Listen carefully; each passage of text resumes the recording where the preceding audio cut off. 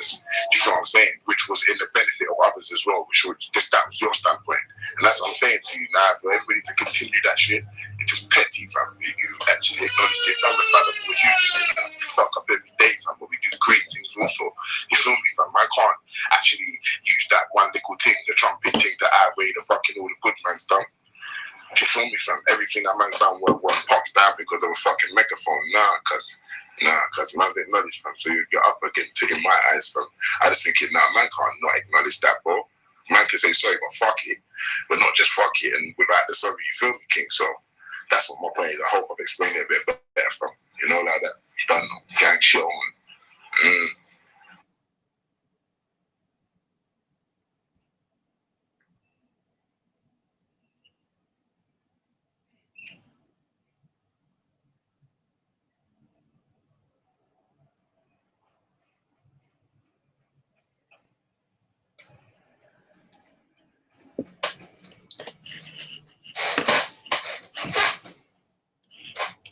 Yo, all right, cool.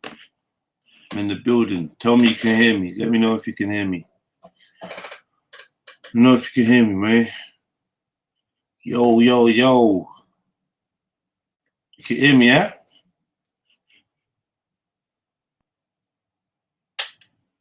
All right, cool. I don't know if you can hear me. Tell me you can hear me, man. What's wrong with you lot? Wake up a bit. All right, cool. Say no more. Big up Middlesex, Omar, Rex, Zulu, Ark, Shower G, Joe L. You get me? All right, cool. So, I don't know why the thing wasn't working properly, but we're back in now. Basically, I don't even really plan to do a show on this or nothing. It's just some shit that's come to my attention since I've been to Speaker's Corner this Sunday. I was hearing some weird shit that was just making me feel weird. And when I sat back and watched the video, when I sat back and watched the video of the debate that I had with Raj and James and Rajiv and Big Mike, it seemed like I was right on how I was feeling. That's in, man was apologizing or making excuses. Man sounded like an apologist for the pedophiles. Now, I'm not going to name anyone in particular as in who I felt was the apologist. But what I did notice is a lot of man trying to sidestep the very real thing that, you know what, these grooming gangs, they're out for vulnerable people. They're out for vulnerable young women, innit? Yeah. And they don't care how young they are. Like, as in, they could be 13, they could be 26, they could be 30. As long as they're vulnerable, these types of guys are gonna go into them. Because my thing is that I feel like most of these men have got low self-esteem, they got no game, they got shit morals, and they're sexually frustrated, and they'd get anything they can get their hands on. They'd accept anything they can get their hands on. So this is why age doesn't really matter to them. But their interest and their attraction isn't age specific. Yeah. But what I did find out was age specific was the other group of pedophiles, which was predominantly a white group of pedophiles who were only interested in young women, in kids. So what I'm saying to the man, then is this, yo. If these men are attracted to vulnerable women in your community, like Raj was talking about, that the Muslims are grooming Sikh girls, yeah? So I'm saying if these Muslim men are attracted to vulnerable girls in your community, should we not do more to highlight that fact that they're on you because you're vulnerable? Should we not be like educating the families and the communities on how to place your child in less vulnerable scenarios? And man was trying to tell me that basically that's not what the importance is, and the importance is catching a paedophile. So I'm saying, right, so you would rather a paedophile abuses a child. One second, let me show my beautiful face for a minute. Yes. So what I'm saying is, a paedophile abuses a child and then gets caught and then gets thrown in jail or beaten up or killed or whatever the case may be, rather than making it more difficult for the paedophiles to identify vulnerable children because safeguards have been put up. Now, what is the point of safeguards and preventions within social services, yeah, if it is not a practical, workable theory? If preventing is not better than curing the issue, then I'm not really sure what page you're on. So yeah, man, I just wanted to get you lot's opinion on this, and trust me, yeah, I just wanted to get you lot's opinion on this, yeah, and for you lot to tell me whether I'm going nuts or what is it? Have you who's watched this thing? I don't understand why they don't go brothel and bang it out for €50. Yeah, that's a good point. Like, I'm not sure what motivates a paedophile, like fully. So I'm not gonna go on like I'm an expert. The only reason I know about this type 1 and type 2 paedophilia thing is because I looked into a study that I looked into the study where everyone was quoting these numbers from of, oh yes, the Asian grooming gangs and da, da, da, da. So I was like, let me not be ignorant to this shit. Let me actually go and investigate fully and find out what I want. So as I started investigating, I started to realize, bro, I'm not silly at all. The thing is, when they see a man with dreads, gold teeth, think he's hench and that, you get me, loud voice, they just think that we're dumb or how we communicate. My intelligence is always underestimated. Can I define vulnerable? And who does it incorporate? Well, you'd have to go back to the study. You'd have to go back to the case study, yeah, of the CEOP or whatever they call themselves, the child protection study, yeah, because they're the ones that differentiate between the two types of sexual offenders, yeah. So one is the grooming gangs, and two is the type 2 pedophiles that are only interested in children. So they identify that these grooming gangs were interested in vulnerable people. For me, I would say vulnerability would be lack of a certain level of cognition. So they may be suffering from some form of, I wouldn't say mental illness, but you know, like autism, things of that nature, behavioral conditions that may leave the child less able to say, no, I'm not on this or whatever. Vulnerable. Another thing is those isolated from family, friends, and community. Those ones that are isolated, and you know, like how the lion hunts in the Serengeti, he's gonna go for the wounded gazelle at the back with a limp leg, yeah, rather than the big fat mummy or daddy buffalo, yeah, or wildebeest. You know, a lion can get kicked and stomped to death by a couple wildebeests. So really, what they're gonna do is they're gonna go for the calf, the baby calf, innit, yeah, and they're gonna get that because it's less work for them. So we know what vulnerability is. Titans TV is asked what Titans TV is asking, can you define vulnerable? And my thing is this, yeah, if you're susceptible, yeah, if you're like, for instance, let's say you're a 14-year-old Sikh girl, yeah.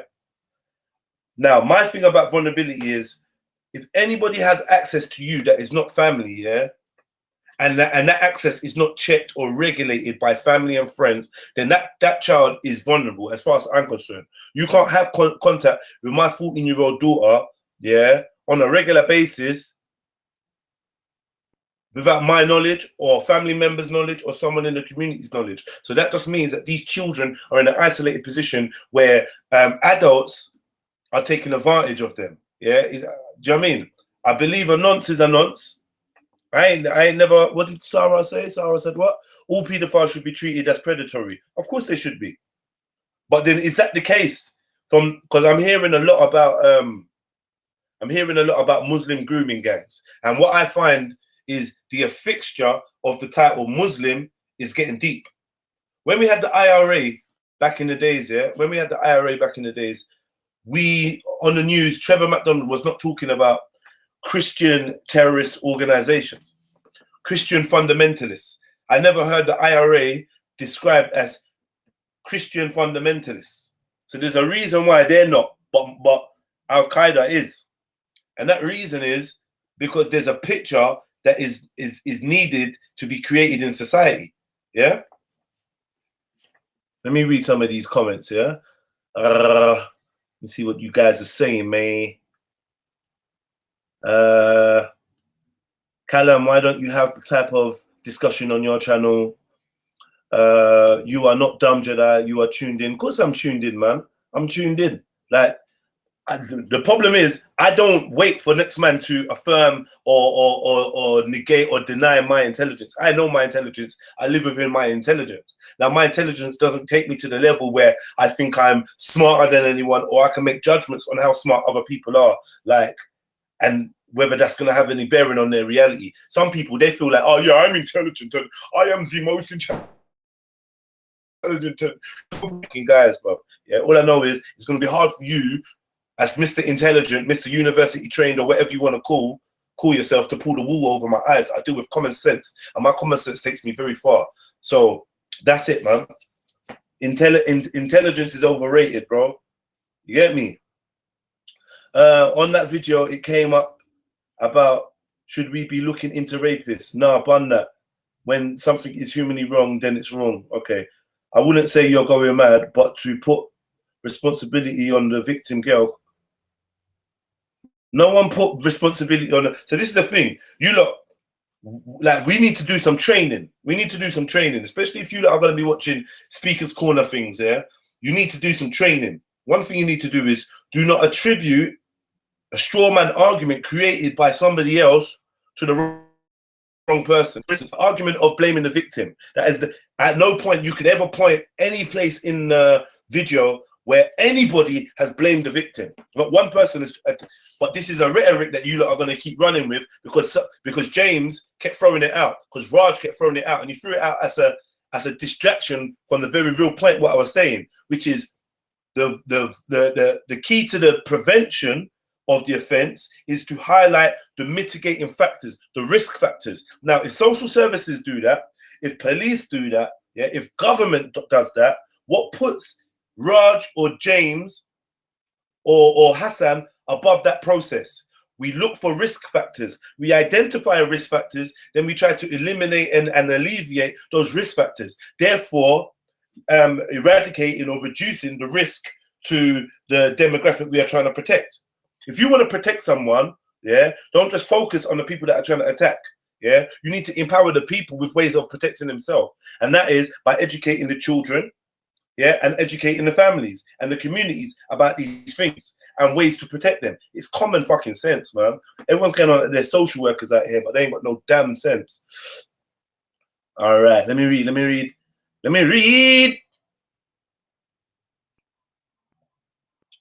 I wouldn't say big up Jedi, keeping it real. A nonce is a nonce. Let's not add excuses by culture or race or belief. Responsibility must be placed on the offender. Adult straight. Responsibility for what? Replace the responsibility of the act on the offender. 9 EFA. Yes, of course, the offender is going out offending, but we want to safeguard other potential victims from becoming victims. Yeah.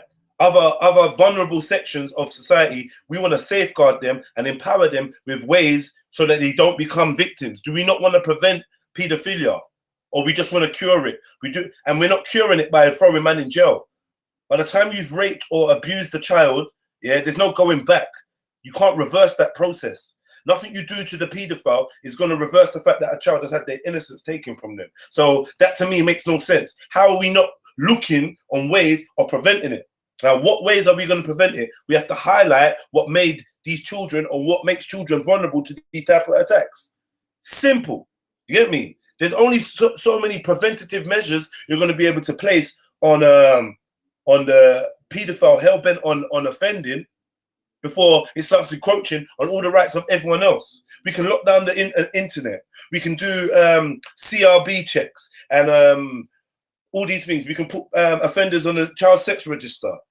We can do all of these things. It's not gonna stop a vulnerable child from being vulnerable.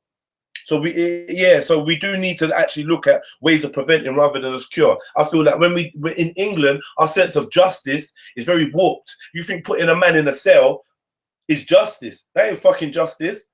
When a man talks about beheading or killing or attacking a paedophile, a child abuser, everybody gets shook. I'm not calling for that. I don't think that I'm not here to call for violence, but if you wanna solve something, surely you wanna look at a way of preventing it from happening in the first place. I just think that's common sense, but maybe it's just me. Jedi, check out Raj's video. He mentioned you and talked about you. I'm really interested in your reaction. All right, I'll go and have a look at Raj's video in a minute. There's some serious paedophile rings. Belgium, the Dutroux case of kidnapping, child trafficking, 23 witnesses all dead within the space of a year. All witnesses found dead. Yeah.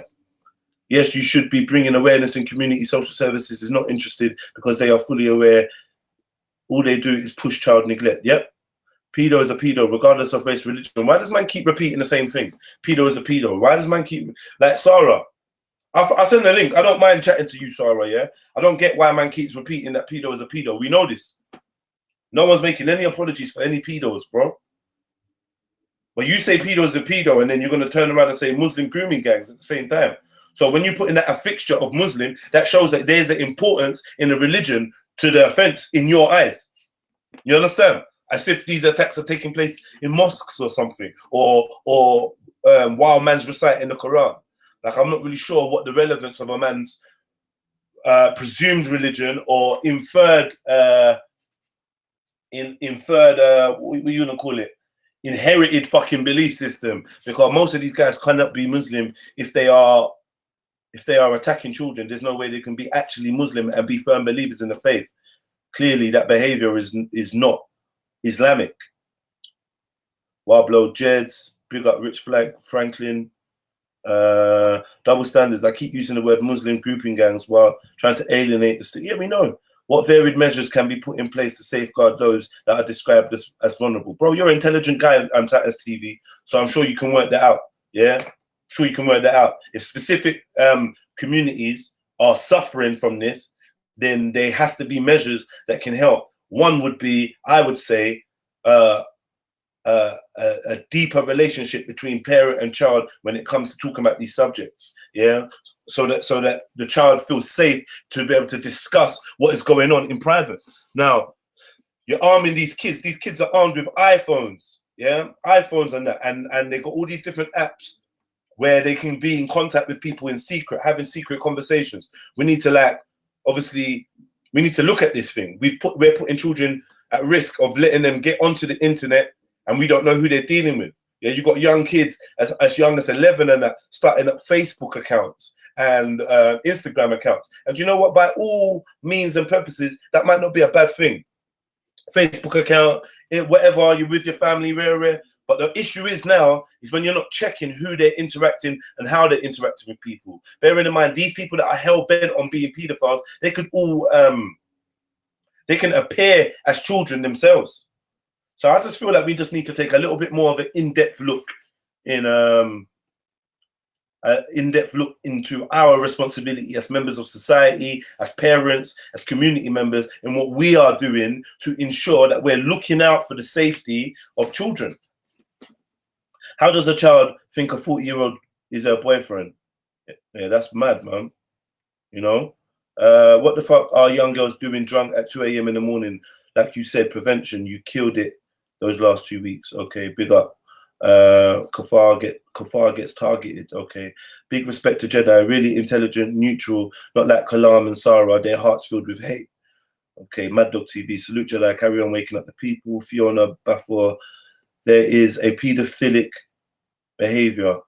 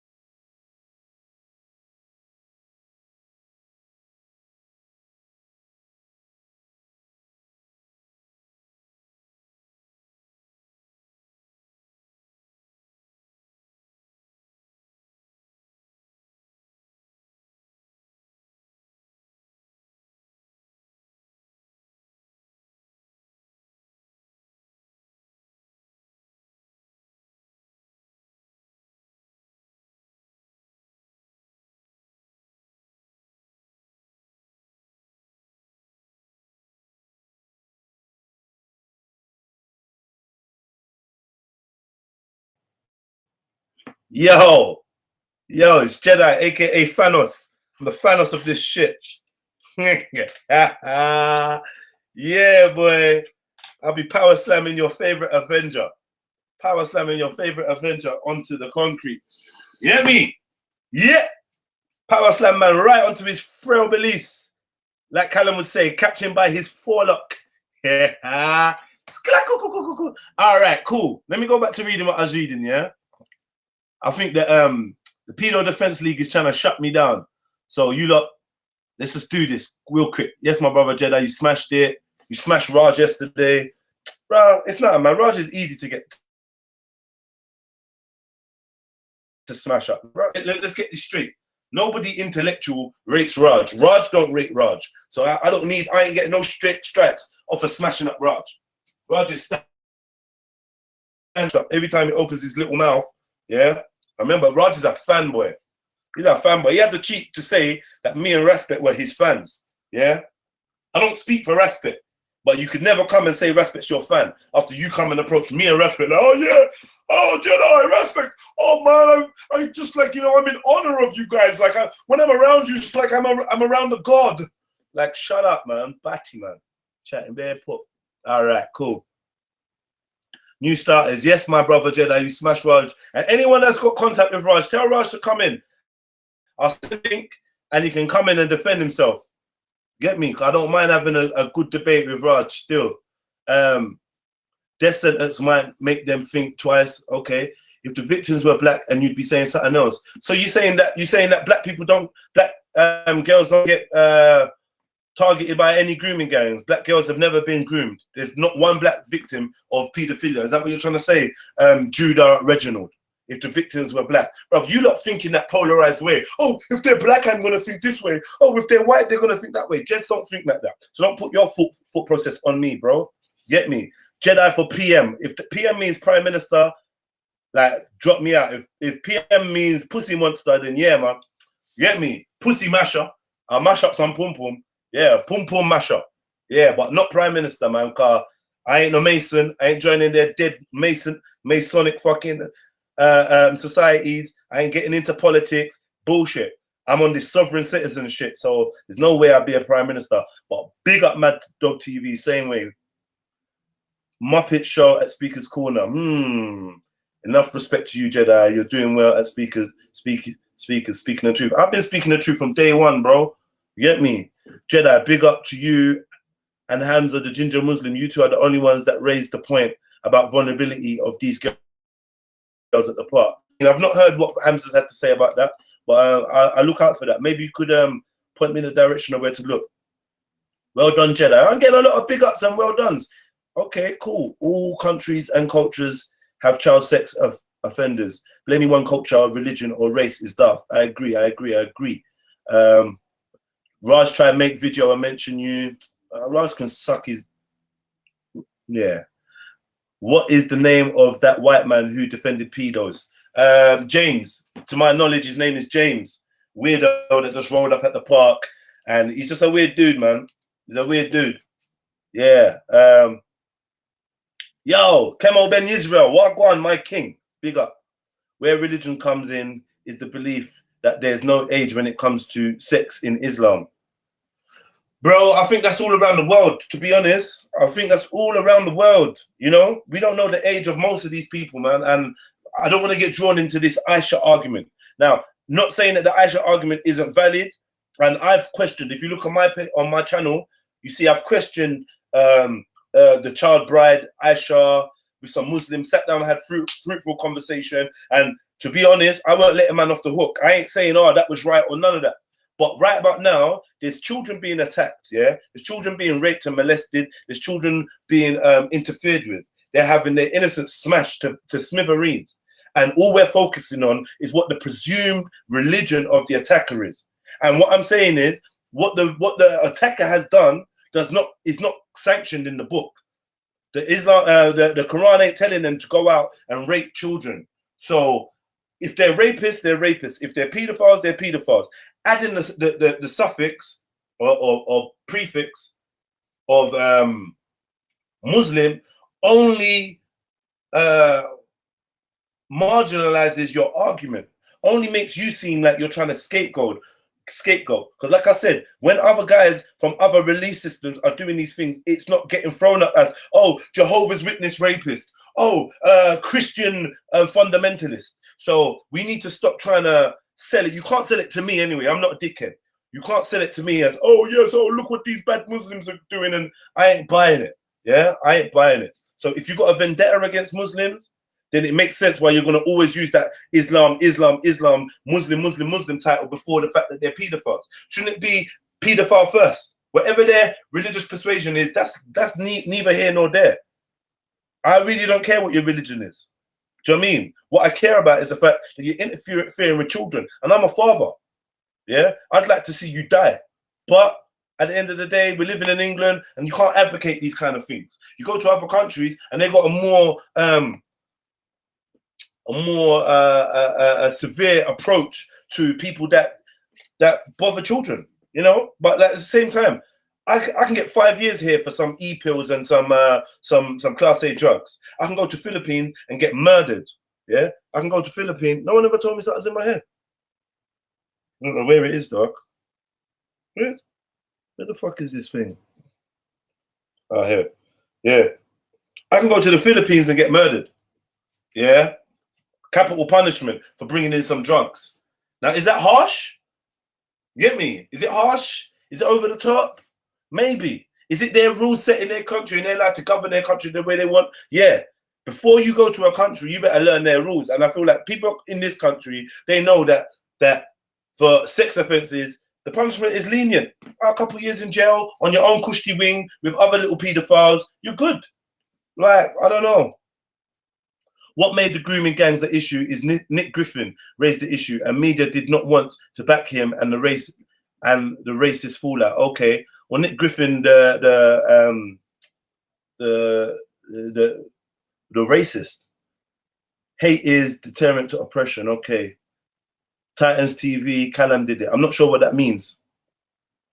Man like Jed, Titans, Callum and Sarah get shots. I don't know what that means, man. What happened to does this man stand against Islam? What man? Bruh, I think Teddy Heath was a pedo. Yes, I agree with you. Teddy Heath was a pedo. I reckon most of these politicians are pedophiles. You get me? I truly believe that. Yeah? Hey, Raj, you're welcome to come in here, you know? You're doing videos on that. Okay, what, you want to come in the chat? Raj. If you want to come in the chat, you are more than welcome, bro. Let me know, man. I'll find a way to put you in. Okay, send me the link. Okay, let me get. There's something all wrong with the pedo defender in the park. I've never met anyone who thinks like that. Okay, let me just get this link for Raj now, because he's gonna now wet his knickers if I don't send him the link. 1 second, family tree.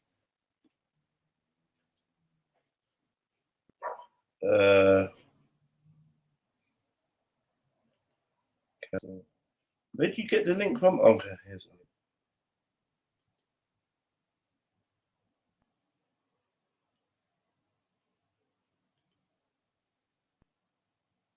Oh, here. So, Raj.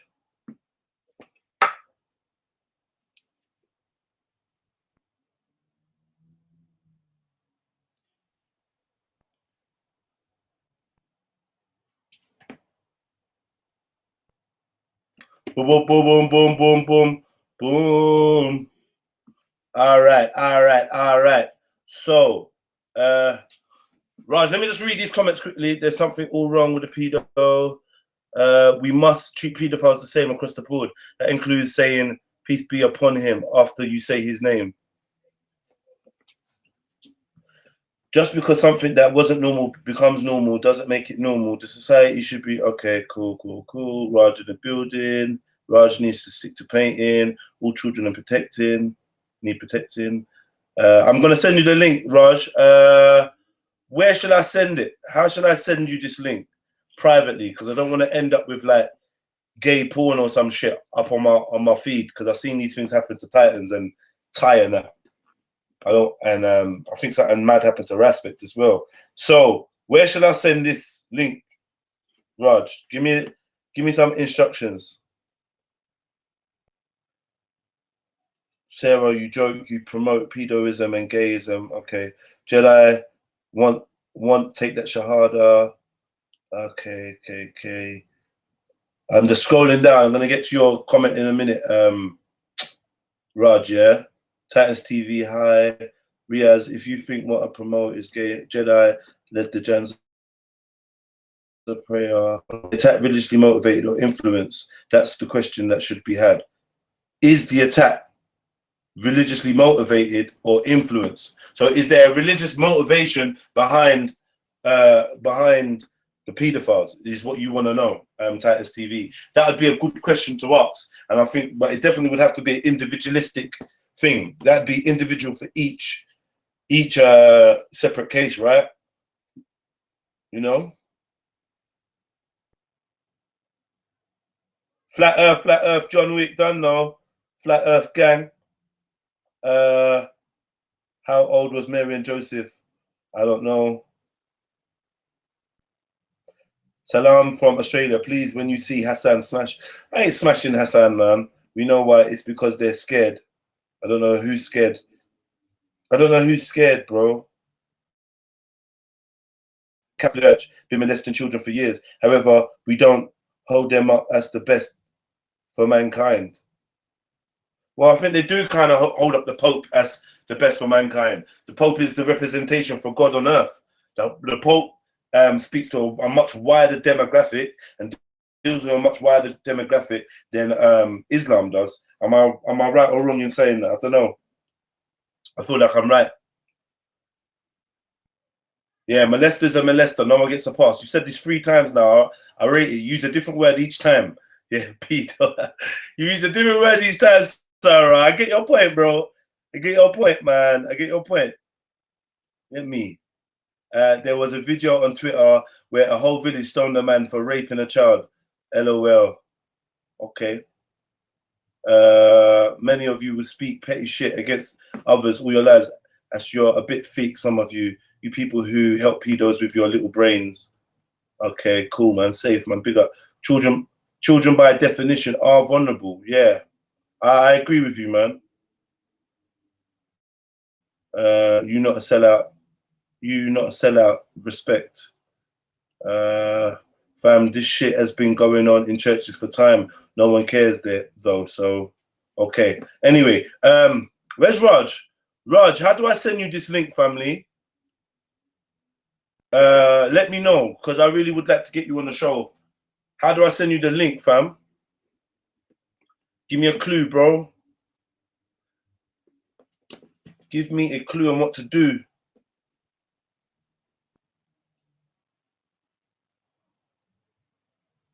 Where is Raj?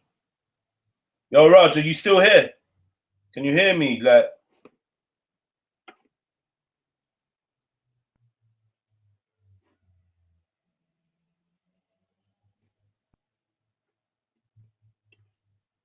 Raj, are you still in the building? If you are, let me know. What?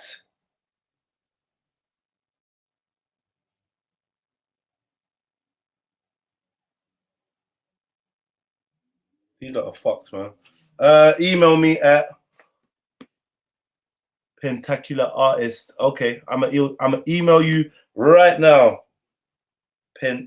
Pentacular Artist, yeah.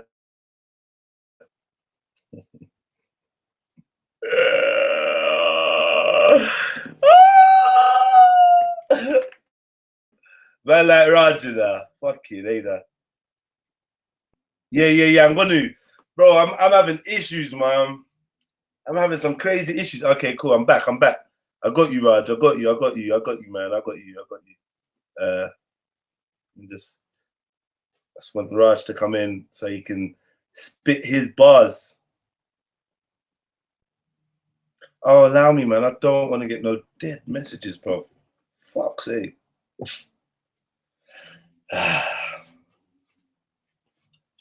Bro, my computer is not happy today. I don't know what's going on in reception or network. I don't know what's happening. Okay, copy link, inbox Raj, and then we should be well on our way to a happy life. Defenders of the Paedoverse. I got some things for you still. I'm just bear with me for a second.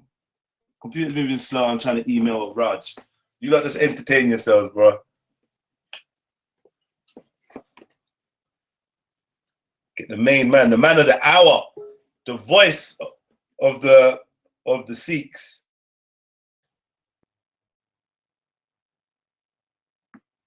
The voice of the Sikhs.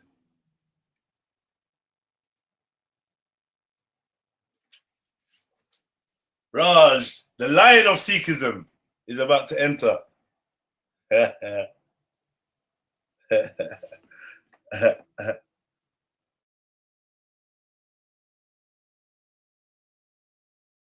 All right.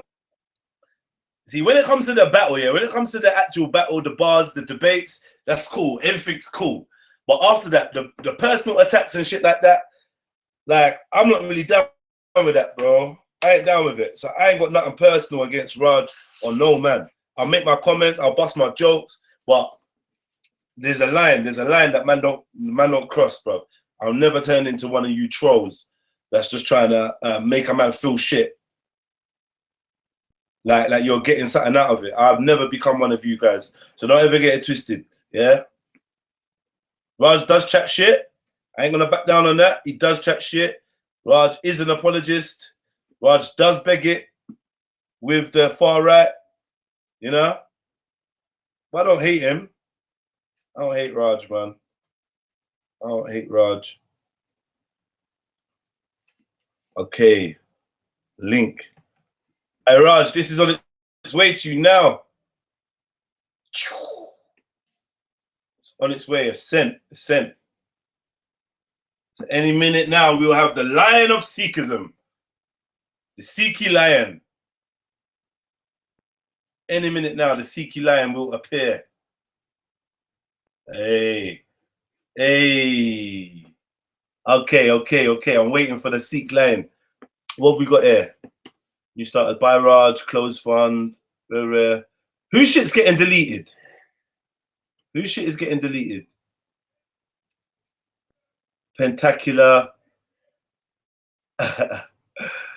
Spectacular. Okay, you sent the link to Tommy instead.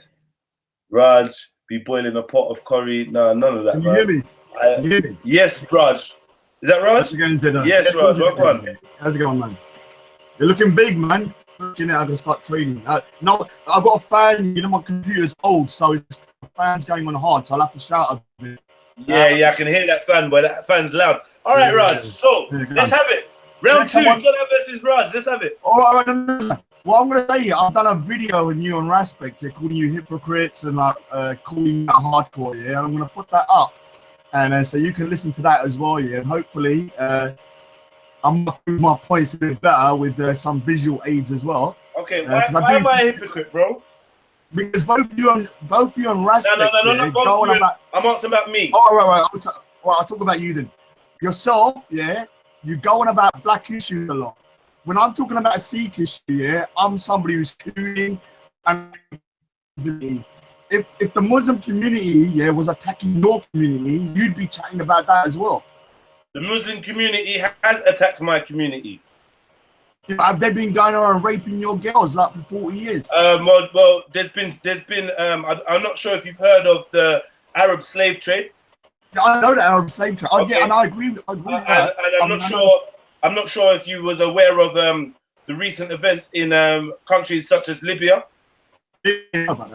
Yeah, where they were saying that the offenders were Muslim.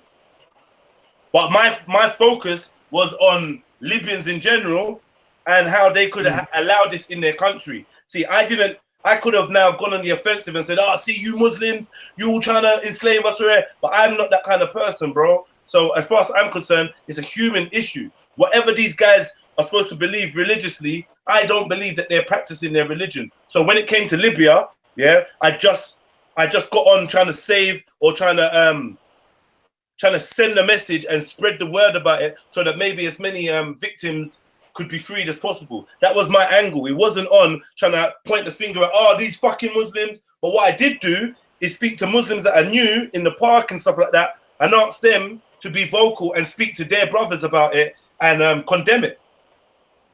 Yeah, I remember. What the thing is, everyone keeps saying that I'm condemning Muslims and Islam. But if the perpetrators here, 99% against Sikh girls, is Muslim guys, what do you want me to say? What to say though? Every Sikh that I speak to, agrees with me on this issue. They may hate me. They hate me, disagree with everything else. But on this one issue, they agree with me. So I can't be wrong. Okay, no problem. But my community is that. Could that have anything? Can it have anything to do with the already bad blood of between Sikhs and Muslims? All right, let me get. I'm gonna have to give you a bit of a history here, just for 2 minutes. Now, for 800 years, North India, has been conquered by the Islamic conquest.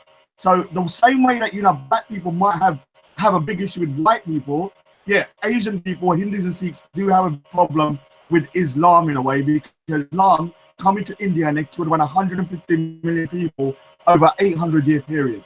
For Sikhs, we've been battling Mughal or Islamic oppression for like 400 years. And when we come to the UK, obviously partition as well. Remember during partition, 1 million people died on both sides. Yeah, so there is some blood, but I'm not going to lie about that. But when it comes to this issue, this is separate. These Muslim guys, Pakistani, whatever you want to call them, are targeting Sikh girls on purpose. Yeah, and they're going around in groups, raping and grooming, girls from the age of 11 to like 20, You was right about them being vulnerable. It's not about pedophilia. They don't care if the girl is like, 20 years old, as long as they can get her kind of on drugs and to kind of abuse her. So we have a different history than you with the Muslims. Like the way you may have a problem with white people, Sikhs and Hindus do have a bit of a problem with Muslim people. White people. See, me, I don't think in that.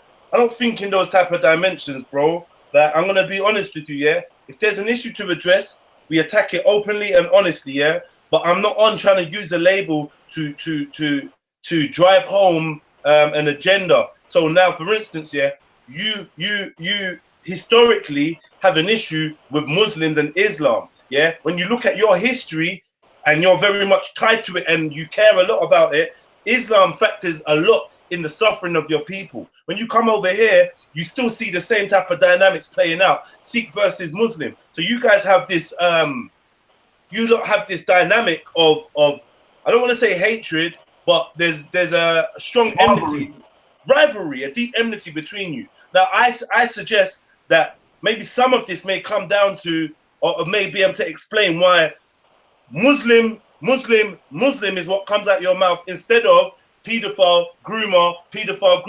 You're more, it seems to me, you're more interested in the fact that these guys may or may not be Muslim. Now, I asked you, how do you know these guys are Muslim? And your answer was from the convictions, meaning that you've read the names, and in the names you said there was 50 people that were called Muhammad. Now, I could name you 5 people that I know called Muhammad that are not Muslim.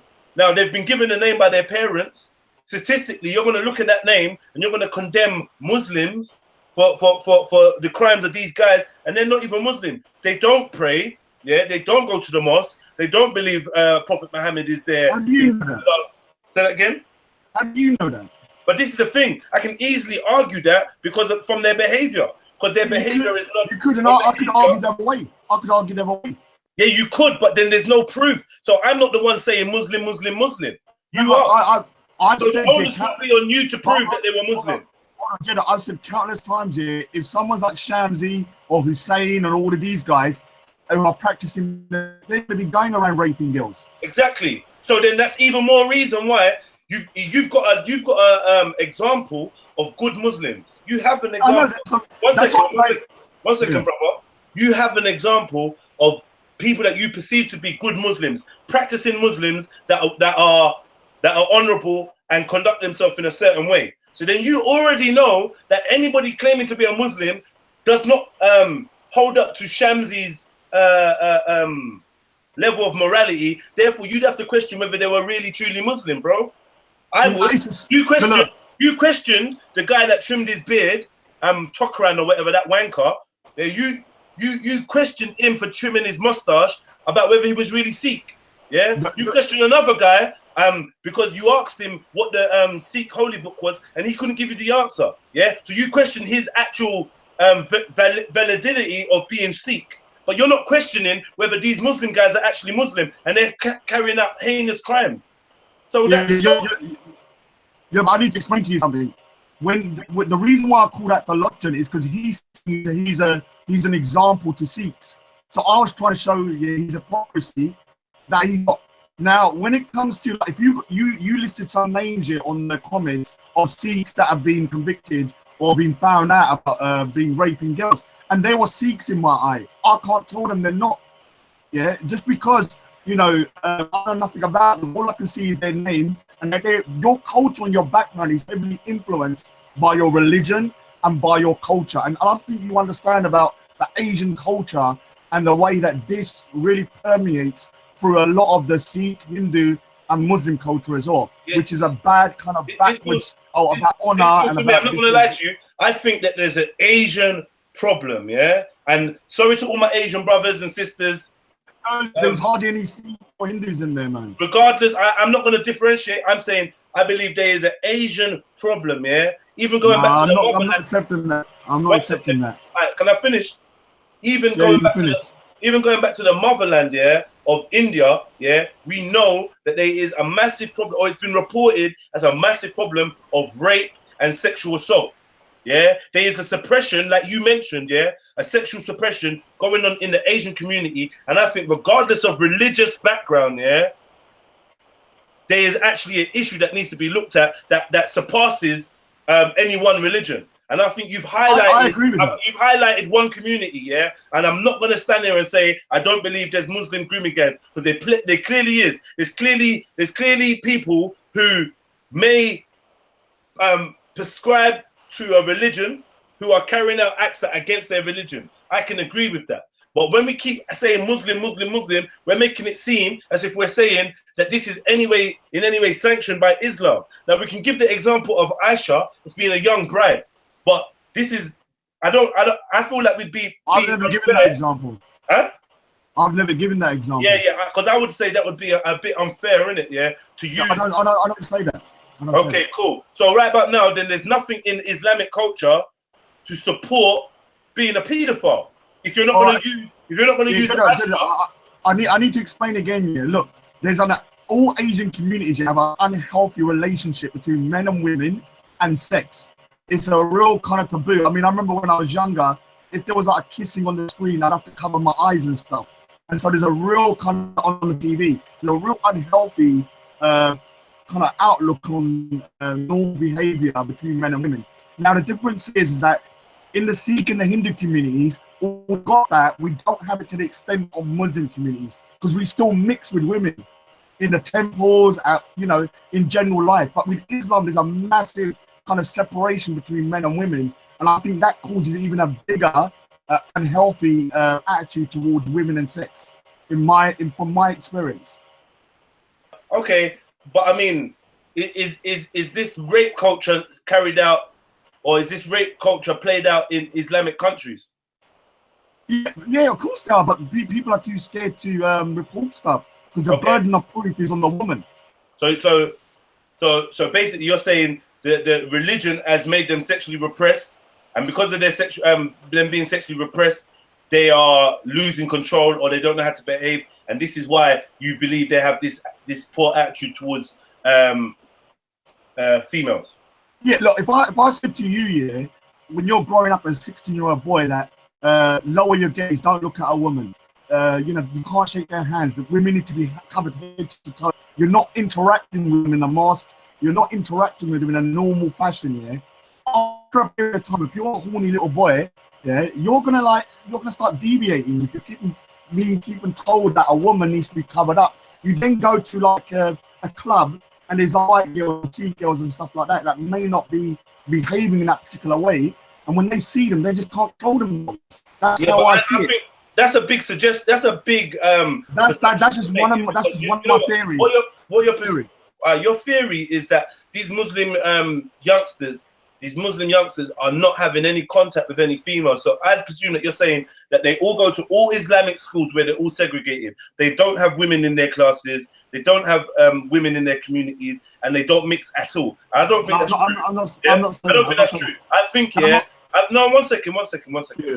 I think that they have ample opportunity, in some cases, to mix with other races and other genders and whatnot. Yeah, I don't think that is the issue. I think what may be one of the issues is what happens when a Sikh girl is found out to be interested in a Muslim man.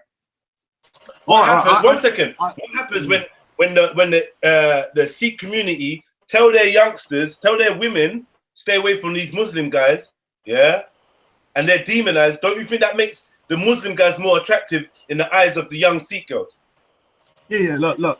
There is a problem. Like, you raised an issue about the community needs to start kind of, really looking at this issue from our point of view as well. And yeah, I mean, there is this kind of like, if a black guy come into a Asian Sikh family, he might have a bit of trouble getting married, but he'd get married.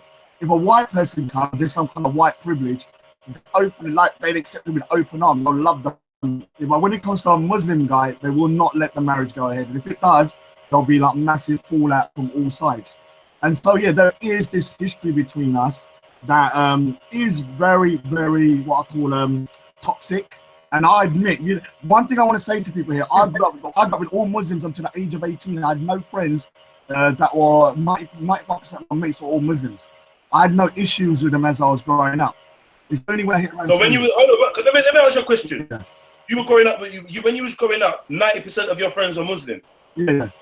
And were they 95% of your friends were Muslim, and were they sexually deviant? Well, the thing is, I mean, you have to understand, we were just like young kids, man. So I don't know how sexually deviant they were. I think this is a bigger problem up north anyway, rather than London.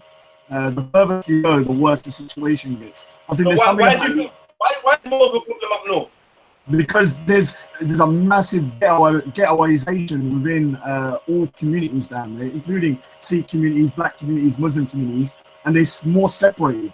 Whereas in London, you have a much more of a mix, and you're meeting people all the time. So you don't see the same ghetto kind of behavior in London within the Muslim community, I think. Because when I was growing up, I had a great relationship with Muslims. I had no problem, man. As soon as I hit around 19, 20, that's when I started having issues. So I know Muslims that can be good, great people. It's just I've been bumping into a lot of bad ones over the last few years. Do you think there's a reason? Do you think you're attracting bad Muslims? Or do you think that maybe is it one of them ones where you're looking for them, so you're seeing more?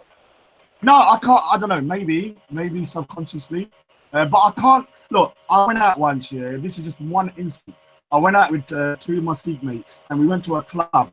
For no reason, we were all wearing turban. We didn't know, this is like a Pakistani club. And they punched my mate straight in the face for no reason. When I got outside, one of the guys went up behind me and knocked my turban off from behind. And I got arrested because I went apeshit. And hair everywhere. Yeah, my hair everywhere. And I'd spent the night in the cell, yeah. And so I've had these situations like this before. No white man's knocked my turban off before. Yeah. No white man has attacked me 4 times. Every single time has been by a Muslim person. The only time I've seen, and can I just say, the only time I've seen turbans knocked off, off a Sikh men, is by white people. I've seen it 5 times, 6 times in my life. Yeah, and it's only that's the opposite for me, though. Say that again. That's the opposite for me. I've seen my mate here at college. Someone went up to him and just whacked his turban off from his hair. You know, a Muslim guy. A Muslim guy. So now let's separate the issues. This is now, I think, more of a result of this Islam-Sikh rivalry that you got going on, right? Not to excuse it. I'm not making any excuses for anything like that. Yeah, I feel like you need to respect everyone else's religious position. Yeah, it's not something I would do. Yeah, but at the same time, I just feel like that ain't really got much to do with this grooming thing. Now, this grooming thing, we need to stick on the point of what. All right. Let me tell you the history of grooming, yeah, because this is a totally separate issue. In the 80s, because the Sikhs and the Muslims all come together in a particular time frame during during the 70s and the 60s. In the 80s, there started being situations of Pakistanis having their cars parked outside schools, and they were wearing like bangles to pretend they were Sikh. And when a Sikh girl comes over, they would say their name was XYZ, so they think they're Sikhs. And girls started getting picked up. And all right, fair enough, they were going out, but straight away it was through deception. Some people were really going out. Some people, I admit, were really going out, and some Sikhs were not happy with it. And I admit that because of the relationship being a Sikh Muslim. But there were hundreds of cases of girls being picked up at 14 by a guy that's like 25, and then what they would do, they would start to kind of like get her hooked onto drugs and drink, and then the next stage will be they start either taking photos of her and blackmailing her or prostituting her. Okay, and this has happened countless times. So do Sikhs partake in arranged marriages? Not to the degree that Muslims. We have more of a dating arranged marriage. Like you might have like, you're introduced to somebody and you can go out with them for a bit. And then... Do Sikhs have an issue with honor killing? Yeah, of course. I think all Asian communities do. Okay, Car. I mean, I think it goes well to describe the climate and the type of mentalities between of these groups, because a lot of us wouldn't consider killing our child if they were sexually active with someone that we didn't want them to be with. We wouldn't consider taking their life. Now, this is something that happens in Sikh households. Yeah. This is the thing, yeah.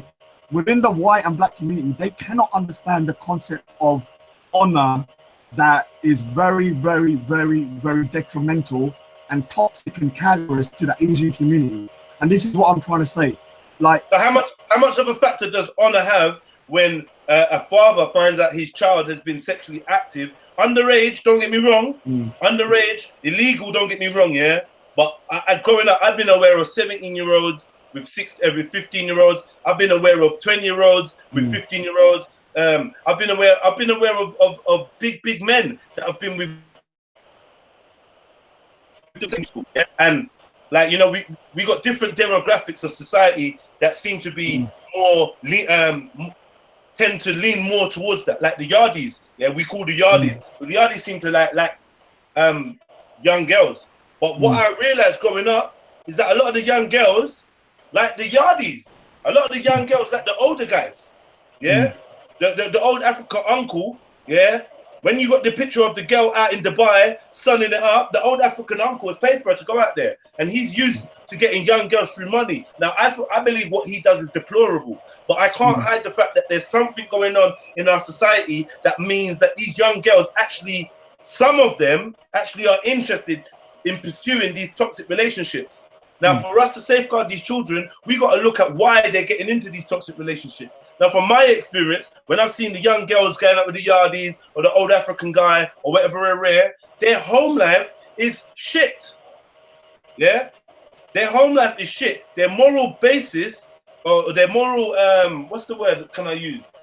The upbringing that they've had hasn't installed a sense of self-worth and self-love, yeah? So they're not really aware, and they're more easily manipulated by people that have got that can flash the cash and are intelligent. And I just feel like, could that be similar to what's gone on in the Sikh and Muslim community? All right, yeah, I agree with you. Look, women, yeah, and no offense to women here, yeah, are very weird creatures in the sense that they say they want a good guy, but when a guy turns up, yeah, like some kind of thug, yeah, they're attracted to that kind of energy, that negative energy for some reason. And I just go by my own experience with my own cousin. I'm not going to go too much into detail because I don't want to say that. But there was actually, the honor killing is nothing to do with Sikh religion or a Muslim religion. It's just a bad culture.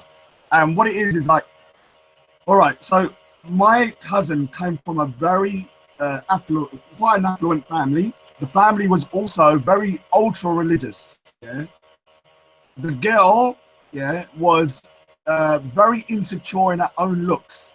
Now, what happens when you're insecure in your own looks, yeah, but you're a pretty girl? It's easy for a man to manipulate you. So, what happened with her was that she was at a Sikh festival, and a Muslim guy pretending to be a Sikh come over, and giving her all the lovey-dovey.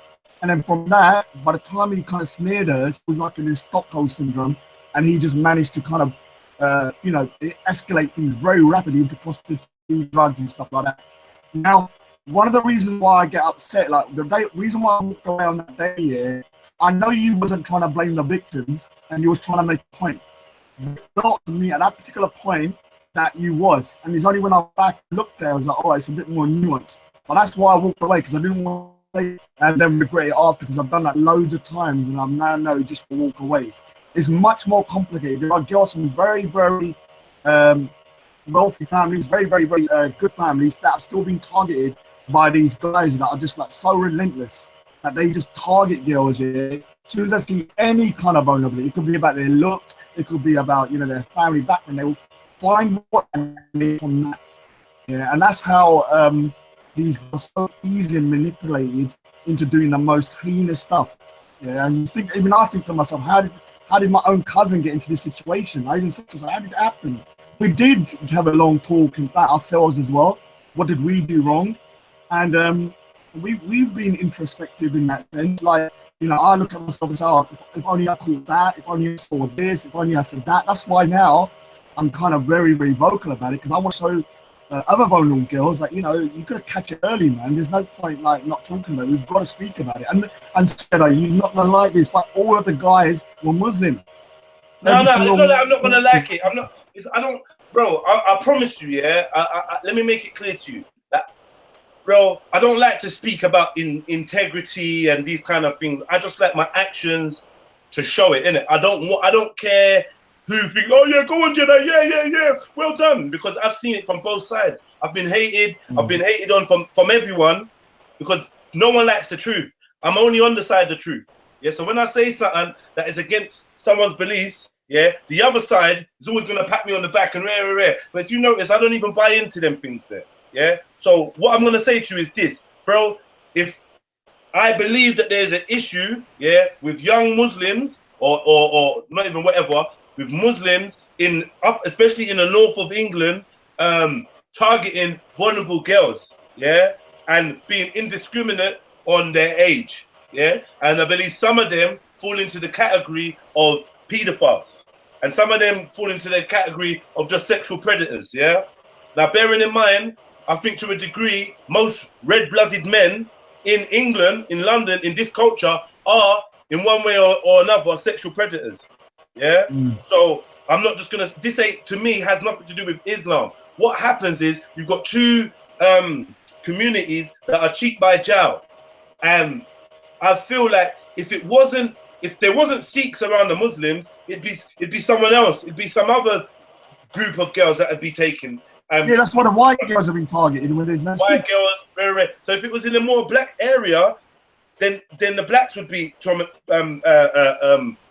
targeted. Now, I'm sure that they are black girls that are targeted. African girls of African descent. Remember in like a couple of years ago, there was a riot in Birmingham. Remember a couple of years ago? Gazelles. Yeah. That was about a girl being groomed and raped. Who was that? A black girl, yeah? Yeah, a black girl was raped in a restaurant. Yeah. So I'm sure it does happen. But the issue is now, it doesn't happen as much. Why does it not happen as much? Because your community, they know you. Look, let me tell you something here. People aren't gonna like this. A lot of Asian guys here know not to black guys. So why are you gonna mess with their girl? So this is what it comes down to. So then I think this ain't about religion. This is more about just a cultural difference between two people, and then one set is looking at this other look like, all right, they're fair game, because we're enemies. Not because of what they believe or rare, even though that might be quoted. Subconsciously, what's going on in the mind is that's the enemy camp. This is the Capulets and the other lot, the Montagues. That's how it feels like to me. Do you know what I'm trying to say? Yeah. Let me say something here. We had to set up a group here, not me, but people that I know. This is why I get angry as well, because I know like 3 people that went to prison for beating up groomers. And the thing is, this group, everyone says it's a gang, a drug gang. It's not. It turned into a drug gang, a bit like the Crips and in the beginning, they were like a community kind of gang that were looking after their people. But after a while, it descends into gang. And so we originally had a group called Share Punjab, and we kicked some ass, man. I mean, we had to start defending our girls. And if you look back at the news reports, like gang warfare between Asians all over the UK. And that was about mainly not about drugs and stuff. It was about protecting our girls. But the narrative was spun that it was Asian versus Asian over drugs. It descended into that in the end, though. I have to admit that towards the end of it, the Sherpa Punjab became more of a kind of a gang. And so we did at the end it did. But you know what? Most gangs are created for protection at first, anyway. Yeah, same with the Crips. That's what I said. Same with the Crips and the Bloods. When you look at their history, they weren't gangs. They were originally there to protect the communities from the police and brutality. But what happens once the strength of the kind of like the dodgy characters start coming in, they take over, and then that's the same thing what happened to Sherpa Punjab. It then descended into drugs and stuff like that. And so it's a normal, a noble cause. You can't take it back after once that negative energy has been put into it. It expanded around 10 years ago because the negativity went. So we did defend our girls. I know loads of guys. I want people to Google 2014 Leicester. There was 8 CEOs went prison for 3 years each for big groomers in a restaurant. Yeah, they stormed the restaurant, 40 lands, 40 seats, stormed the restaurant and busted everyone up in there that was grooming.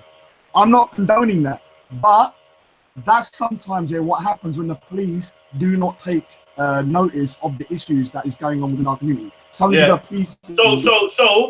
is what I'm saying now, So we said a few things, and I'm glad because I know this is the thing, Raj. If you let man speak, like you're a bit on edge in Speaker's Corner. Sometimes I am very on edge, man. Very on edge. Sometimes I feel like when there's the less man speaking, the better. Like obviously, I joined your conversation late, But you got this guy James, in the corner, and Hassan, Hassan's got articulate. Hassan should just be listening. I don't think Hassan has got much to say, especially when he's in a man's face saying ba ba ba ba ba ba ba. That shit ain't cute, And then you got James doing his best Hamza impression, like that weaselly shit. I can't take that shit, But Rajiv and yourself and me, I believe next weekend or whatever, we can sit down and have an alright convo, But the main thing is this: the buzzwords that you throw around when you're in the park is when you've got your fucking Tommy Robinson hat on. When you're chatting to me now, you're talking to me different. Yeah, I know. Everyone says that, man. Everyone says that. I've got what it is. When I go into the park, you have to understand, outside the park, I'm very calm, introverted. I'm like a different person in a way. But when I go in that park, you have to understand, as soon as I'm walking in people are abusing me left, right, and center. I'm talking about, you don't understand. As soon as I walk in, people say to me, Raj, pick up the shit. Raj, you're right wing sing. Raj, you're this. You're Raj, that. And by the time I meet someone in a discussion, I'm a human being. I go on a bit of an edge, and I put up a real kind of stance. And that's not generally me all the time. I've said on my video, I'm going to be honest with you, when you watch the video, I'm going to be cursing you and respect that a lot. But I'll put it up now, so there's no point taking it down. Let me go to this video now while you're on. It's still uploading. It's going to take another 2 hours. How come other people are saying they've seen it? Oh, they haven't. They're lying, man. They're all savages in the comments. They're like, oh yeah, Raj has done a video cussing you out. But what I'm saying, Raj, I don't get it. Why do I deserve to be cussed out? I don't get it. No, let me say to you, I'm not cussing you out. If you listen, it's very polite. But I have said certain things that I think you play to the crowd. That I said in there, like what you said, let us two talk to ourselves. And I've given kind of a challenge. I said on there, me and Jedi talk alone, away from the crowd. And I said that at the end. Yeah, but who doesn't play to the crowd? You said you think Jedi plays to the crowd. Why would I not play to the crowd? No, I'm not saying it's not a good tactic because everyone does it. No. It's not even a tactic, Like I didn't start off playing to any crowd, But what happens is I notice, like even in that conversation, you straight away go and say, do you know what? I'm just gonna talk straight to the camera. So I notice when people are talking to you, your face onto the camera. I'm sideways, everyone's sideways, your face onto the camera, and you're talking directly to the camera, you're pointing at the camera, So, to me, you're aware of the wider audience. Now, for me, I treat Speaker's Corner like rap battling, It's just rap battling. You get me? It's just rap battling to me. And the thing is, next week, there's nothing bad in that video. I'll take it down if I thought it was bad, but there's nothing bad. I'll just call you out on some of the things that I've said here already. And the thing is, I even say on there like 2 times, I said, me and you, even the other I'm not sure that other dude, Rajiv. He talks a lot, yeah, and I can't get my word in edgeways with that guy. I prefer to and move away with C.O.E. I watched the video, Raj. Yeah, you and James and Hassan was kind of cutting him up while he was chatting, man. Like you get me. Even James was on his side and just couldn't keep his mouth fucking shut. Yeah, but Jedi, he's talking. I'm sorry, you think I talk crap here? He talks crap as well, that dude. Like he was talking pure garbage, man. I can't agree with that because I feel like he's making good points. He was dealing with the statistics. Remember, Rajiv is the statistics guy. Yeah. Dude, do you think he's a statistics guy? He's just nothing, man. He's statistics all wrong. I'll bring the real statistics. Bring that guy out now. Put him on now, yeah. I'll rinse him out right now. He's nothing. Yeah. That guy's got nothing yet. You're funny. No, dude, everything he was saying was just pure verbal diarrhea. Nothing was coming out of his mouth that was good. At least we just started. Whatever I think of you, yeah, I know you're an intelligent guy. I can at least speak to you. And even with Raspberry, he's an intelligent guy. I can at least speak to him. But when Raspberry gets in a group, he's crazy for some reason. And it's that's Raspberry's issue. That you can't talk to me about what you think about personal feelings. I know. I'm just saying, just in case he's me and him are in the same organization, yeah. So I'm not gonna backbite him or whatever. Everybody has their. I don't want you to back. I don't want you to. Everyone has their ways. I'm just saying. Even me, I look back on myself and I think, Jed's very rare. But this is the thing: people will complain that I will shout, yeah. But people won't realize if I don't shout, the next man will try to like basically speak over me. Like I've got an issue where if I can't hear myself, I just increase my voice. Yeah, that's it. Like Rajiv, this calm thing. Like, Rajiv will do this calm thing, and you'll be chatting, and you're chatting right to the camera. Now when it comes back and we watch it now, you can't hear what Rajiv was saying. You can only hear what you were saying, and then everyone's saying, Rajiv got spun or whatever. So I'm not having none of that. If we're in front of a camera and we're chatting, you lot are not dominating me. I'm not gonna get shouted over. That's why it's calling it Jedi's Corner. It's Jedi's Corner. I don't have that shit. It's Marge's Corner. And I've seen you, bro. I've seen you do it to other people. Shout people out. I've seen you do it. You know what's funny? Yeah, in that video you said, look, when the crowd get together, and then I watched the video of Steve reading out the letter, and I realized you was in a big crowd there. And you was shouting down, man. Dude, Jedi, I can admit it. Our people, yeah, can't admit their faults. I know I'm an arsehole. I know I'm a hypocrite. Yeah, and I know I say one thing and do the other. This is the biggest problem with humanity. They can't admit their faults. Like, I do something, I look back and think, oh shit, man, I'm telling next man not to do that, but I'm doing the exact same thing. And I agree with you. All I can do is try and improve my behavior. One thing I do want to do, yeah, because a lot of people, I'm meeting a lot of Sikhs, they say they like my message, they don't like my delivery, and they me speaking like this. My message comes across much more productive than when I'm ranting and raving at Speaker's Corner. So what I'm going to try and do, what I'm trying to try and do is to, when I go Speaker's Corner, not to get caught up too much in the madness of this EastEnders soap opera WWF kind of bullshit I've got into, and really talk to individuals. I may not agree with you, I may not like you, but with individuals that you can have a fruitful discussion with and an intellectual discussion. Right now, how do you feel like if you sit down and chat to like someone like the Tommy supporters and that, if when they realize that your main concern is Sikh girls, and what happens to Sikh girls, because you've actively done nothing to highlight white girls being groomed and attacked and raped, do you not feel like that puts you in an awkward position? Because it's like you showing that you don't really care. You don't really care about their cause. It's more about your cause. I think everybody is tribal. Yeah, it's a very bad. I'm not agreeing with it. It's a very bad human trait. That's why I sometimes say I hate humanity, and I'm guilty of that as well. There's a lot of tribalism, and I can't help it. It's like when I see my own girls, like people that I know that look like my sister, that look like my mum, that are crying and stuff like that because their daughters have been raped. As a Sikh, I can't help but feel affinity with that person more than I would with a white person or a black person or a Muslim person. That doesn't make it right though. It's just human nature, Like if you saw a black person from the same place that you come from, and their mother crying, because I've seen videos of mothers crying about their daughters being raped, your anger is going to be different, man. And whether that's hypocritical or whether it's a fault of human beings, that's just the way human beings are, man. I'm not gonna lie. Maybe I'm programmed just a little bit. You may be out of the matrix, but I'm not. I'm programmed just a little bit different. I do have things that appeal to my my sense of empathy more than others, but I don't think it's based on where the person's from. It's more based on who the person is. So, you know, I will identify with people that I feel share a similar paradigm to me. You get me? Like, I also think that as well, yeah, to a certain degree. But I always say that I don't feel part of the Sikh community, and that's the point. I've always been an outsider. I've always been a loner. I've never really attached myself to any group.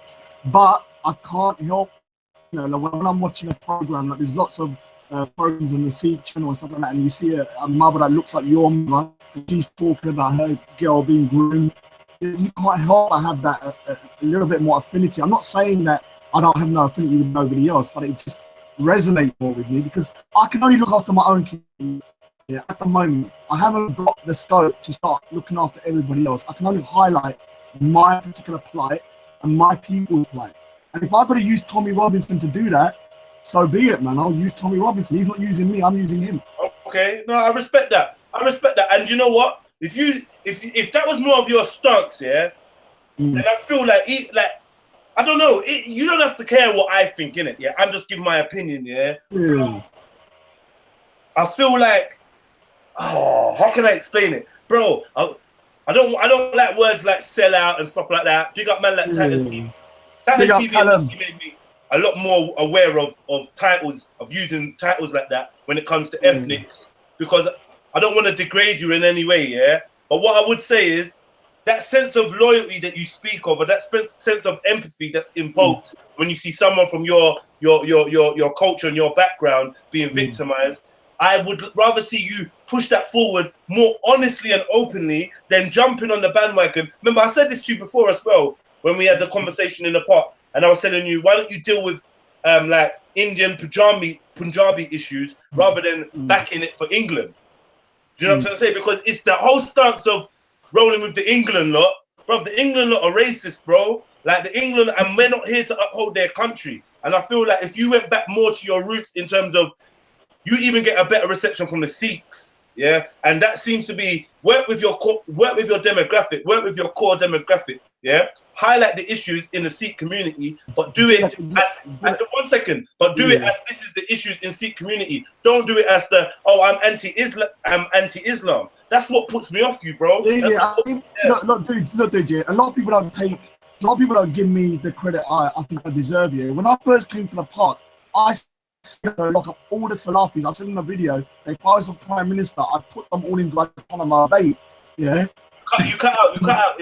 If you were prime minister, I said I would put all Salafis in Guantanamo Bay, yeah, and I said that openly on COE's camera.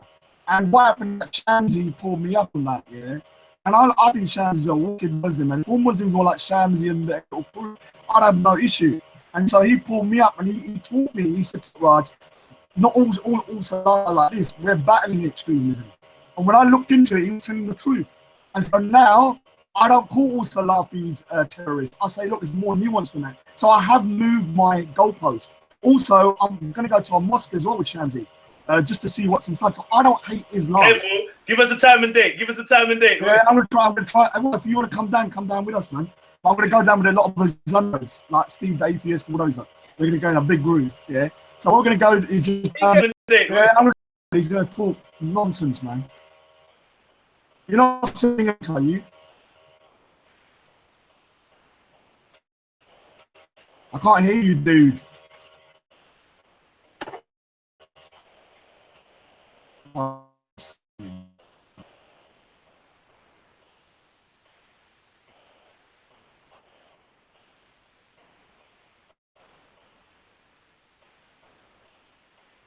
Yeah, go on, Rod. Rajiv, quickly, if you want to jump in real quick. I'll bring him in, man. He does my head in, that guy. No, but he wants to defend himself because you just said he's chatting doo-doo. Yes, being the devil. He did say the devil still. He did say yeah, don't call me a devil, man. I'm an evil man sometimes, but I'm not shaitan myself. Yeah, but That doesn't bother you that he said that though. I love it, man. I love it. I know I've got in his head then. If you think people like, you know, one guy called me the Trinity. That just shows you how much I've got into the head. They think I'm like God and the devil. Yeah, I'm just a normal human being, man. I can learn though. If you teach, I'm to learn because corner, man. I'm not just there to like rile people up. If you tell me something, I agree with you. Like you said about, you know, the girls from the Sikh communities, we need to like start educating them. And yeah, you're right. I just didn't like the way you said it.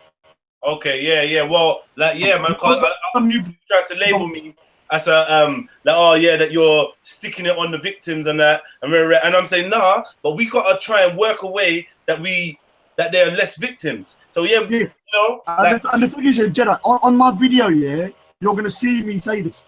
You'll see all these examples of Sikhs proactively going around the temples, around the schools, or colleges, tackling this issue and trying to educate the young girls. But you have to understand, man, some of these guys, you know, are doing this grooming and stuff are so sophisticated.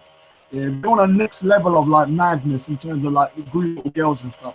And it's very difficult. If a girl here is putting it up, she can still manipulated by these men.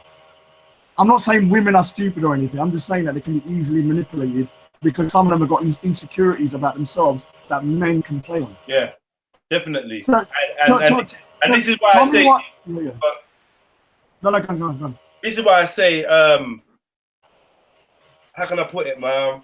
This is why I say like empowering the young can only be beneficial. But the more we empower them with information, the more we empower the parents who, I don't know, some of these parents could be like first, second generation here, not really aware of everything ins and outs. You know, society's moving so quick, yeah? Like, there's many children are becoming more and more vulnerable. More and more vulnerable. Social media is just like, it's like a new level of vulnerability. Social media. Yeah, exactly. You know, and they've been exposed for a lot more. In the 80s, yeah, the way the guys used to get the girls was sitting outside the car in the school, outside of school. Now they do everything for them within the home. Yeah, on the phone. Yeah. And we can't do nothing. It's so hard to tackle it now. That, you know, and it's not just like, obviously, I personally think as well the Muslim community is going to be a particular girls are going to start becoming brave enough within their own community, and we'll start hearing about abuse against them as well. I think right now that's being covered up as well. Because I can't imagine it. Muslim on Muslim abuse, you say? Muslim on Muslim, I reckon so. Yeah, I wouldn't be surprised. But bro, at some point we're gonna have to talk about Sikh on Sikh. Yeah. And we're gonna have to talk on white on Sikh, and we're gonna have to talk on white on white and white on Muslim. Like, and I feel like it's not being discussed in a proportionate manner. That's it. And I find it strange. Yeah, but the thing is, it's hard for you to understand because you're not the community that is directly affected. Yeah. When I've heard like, you know, when I was growing up, I heard about these stories. Yeah. Oh, it's a bit of room, and I was like, bullshit. All my mates are Muslims. I don't believe it. And then when it hits your doorstep, and you hear all of these hundreds of cases, reality strikes. And I'm going to say something to the people in there. I didn't go around after my cousin was groomed here, hating Muslims. For 9 years, I didn't even say anything. I just kept it all quiet. But in 2017, when I went to the park, all of these grooming cases come out, yeah, from Rochdale, for Rotherham, some places, and all the terrorism, and all my emotions that I'd pent up come back. And that's why when I went to the park originally last year in September, I was like some freaking Terminator, like going mad, shooting people up with, like, you know, just messing like crazy, kind of like condemning everybody. And I think I'm kind of doing that to a certain degree because I'm still annoyed. So you turned into an extremist, basically. Yeah, I did. I would say last year, if you talk to me in September, I would say I hated all Muslims. Yeah. Now I would say I hate a small proportion of them, the ones that are doing the grooming and the extremists, and that's just probably like 10%. So that's a big move for me to have, and a lot of people that give me that kind of credit. So I know how, when you're in an echo, you have to understand, you know, I don't hang around with people anymore because I have to drink, yeah. And this is one thing I'm going to criticize about the Sikh community now. We have a massive alcohol problem, yeah, and you guys need to sort this shit out because I know two people that died. I nearly died once, and I stopped drinking 6 years ago. And the way I stopped drinking was to stop hanging around with Sikhs. We have got a bad culture of drinking, so I don't hang around with Sikhs that much because I'm not Sikhs, religious Sikhs. I'm talking about the Punjabi culture. Sikh Punjabi culture. And in Sikhism, we're not allowed to drink, but for some reason, there's a lot of drinking problems within our Okay, cool. Take a pin there. Now, what you got there is in Sikh culture or in the Sikhi culture, Punjabi culture. Yeah. Punjabi culture. What's taking effect now is this whole counterculture thing, because it's not allowed, because it's prohibited. It's more attractive. Now, I would say that relationships with Muslim men is another thing, because they've been warned against it, and even though if they know it's wrong, because this guy's older, that could be some of the attraction to some. So this is another thing that needs to just be highlighted, because it's like, if you go in too hard with the stay away from Muslim men, it may just have the reverse effect. Let me tell you why Sikhs have told their girls to stay away from Muslim men. Because when a Muslim guy, I'll give you an example.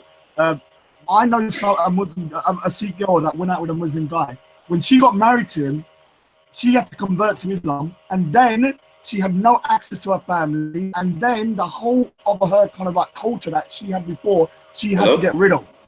Yeah, but when it comes to Sikh people with Muslims coming into our faith, into our culture, we allowed them to remain Muslim.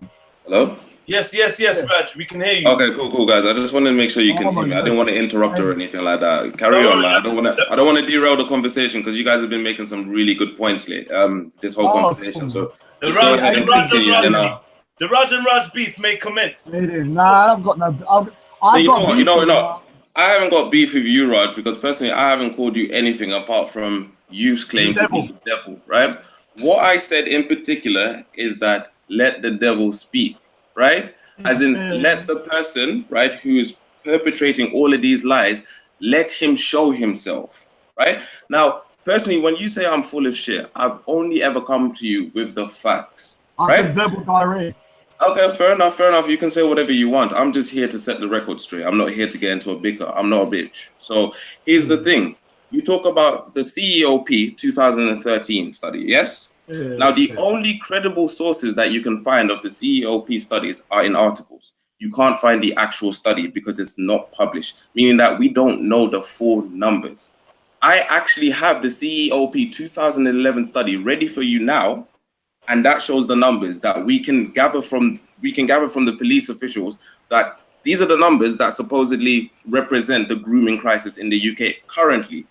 That's the information we have up to date. Can you give me information that is a little bit more up to date past its 2011? Look, I mean, the thing is, the information I give you, you won't accept because it's from Quilliam. Again, where did Quilliam get their evidence from? No. Where did you? But the thing is, the evidence that I've got is from Quilliam, and that's evidence. No, that's not a problem. I'm not. You're not going to accept it though. So, me showing that evidence and giving it to you is pointless. Research. You're going to keep on shooting it down. Raj, researchers haven't accepted that number. So from time, forget about me. No. Researchers haven't accepted that number. I can give you the evidence, Raj. It's right here. Rajiv, are you on the PC? Yeah, I'm on the PC. Okay, so you can share your screen, man. Are you talking about the screen? Yeah, I do. I'm not that intellectually savvy, but not intellectually, the free technology savvy, but if I can, I'll find a way to share my screen, just because I've got a whole bunch of doo-doo on. Let me try. Give me 2 seconds to sort out my screen. Rather than doing this whole debate about this, let's do this. No, Raj. Wait. Okay, I'll let you talk. I'm honestly trying to have a conversation here. The reason this discussion is important, right, is because we need to know. I'll let you talk, bro. You're not letting me talk. This is a conversation. All right, you know what? Out of chivalry, I'll let you talk. Go ahead. Chivalry? This is the 18th century. I'm not a woman either, man. So wait. Why does chivalry only apply to women? Yeah, no. Why does chivalry only apply to women? Anyway, let me talk. Think about you, Rajiv, yeah? You seem to think, yeah, that you're some kind of master of me. Like you're calling me over like a big man. I don't know why you're making this personal. I'm trying to stick to the facts. I'm trying to stick to the facts. I'm making it personal because when we went to the park the other day, I walked past you. Rod, you got to talk to me. You're a liar. I said, no, you're not my master. And you're not. You can't tell me what to do. If Wait, I can't talk challenge you. This, no, you can't control me. You can't. I can't challenge you. Who's trying to control you? Challenge me. No, because when I went to the park, what did you say to me, Raj? I asked you, Raj, you've been walking away for weeks. I asked you, Raj, come and back up your claims. Come and back up your claims. You're not talking to her. You're not talking to a little dog, man. You're talking to a grown-ass man. So don't You're apparently a grown-ass man that can't read. Yeah, I'm a grown-ass man. I don't know why you're getting upset. Why are you getting upset?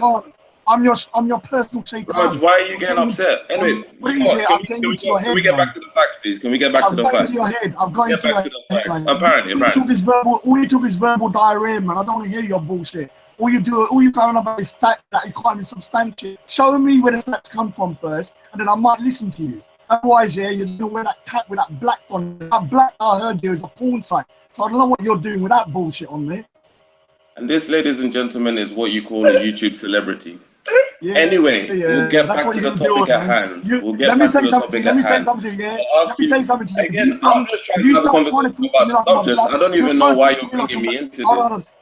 Hold on. If you want to talk to me, yeah, like a woman, you're calling me Shuri and stuff like that. And wait, I thought you were blaming Muslims for being thin-skinned and let your upset about being called a woman. I'll be polite. Did you see how civil I was before and I switched? Yeah, you switched because you're about to be debunked. No. I switched because you're a female. Because you behave like a female. You know what this? Wait. I behave like a female. What does that mean? Yeah. You behave like a. You think you can control me like I'm your little man or something? Oh, come over, Rod. I'm so sorry. The African societies I know, women can't be controlled. They used to lead nations. So I don't know what women you're talking about, Raj. When you say women, I'm correct. Let's clean this up. Yeah, I've been told off by the people in the comments and that. Yeah, let's clean this up. Let's get an argument and a case and a rebuttal, and let's just do it clean. So, Rajiv, because you've just come, take it away. All right. So basically, I'm gonna put the facts in the comment section now. Okay. I'm gonna put the CEOP study from 2011. Right, that's the actual published CEOP study by the body. I'm gonna ask Raj to present. Oh, if for some reason it's not allowing me to, I'm gonna try send it over. Bear with me. All right, you know what? That's fine. If anyone in the viewers goes to the comment section, goes to Google, type in CEOP 2011 study, the first link you should find executive summary CEOP Humatic Assessment June 2011. I've got it on my screen. Yeah. Oh, it's on your screen? Yeah, it's on my screen now. Let me see if I can. Where do you go to? Oh, is it screen share? Yeah. Yeah, screen share, bro. No worries. Screen share. All right. Okie dokie. Perfect. Right. So, if you can see, can you see that? No, not yet. Maybe it might take a while. No worries. My internet's not the greatest.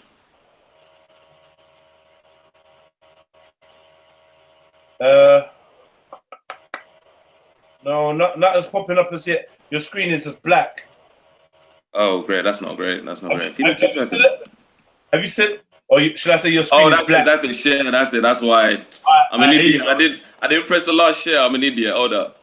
All right, cool. So just so that we're not making any bullshit, that's a CEOP study from 2011, published one. So we go down to the findings. Yeah. If anyone types this in, you can go down to the findings. If we go down to the findings, bear with me.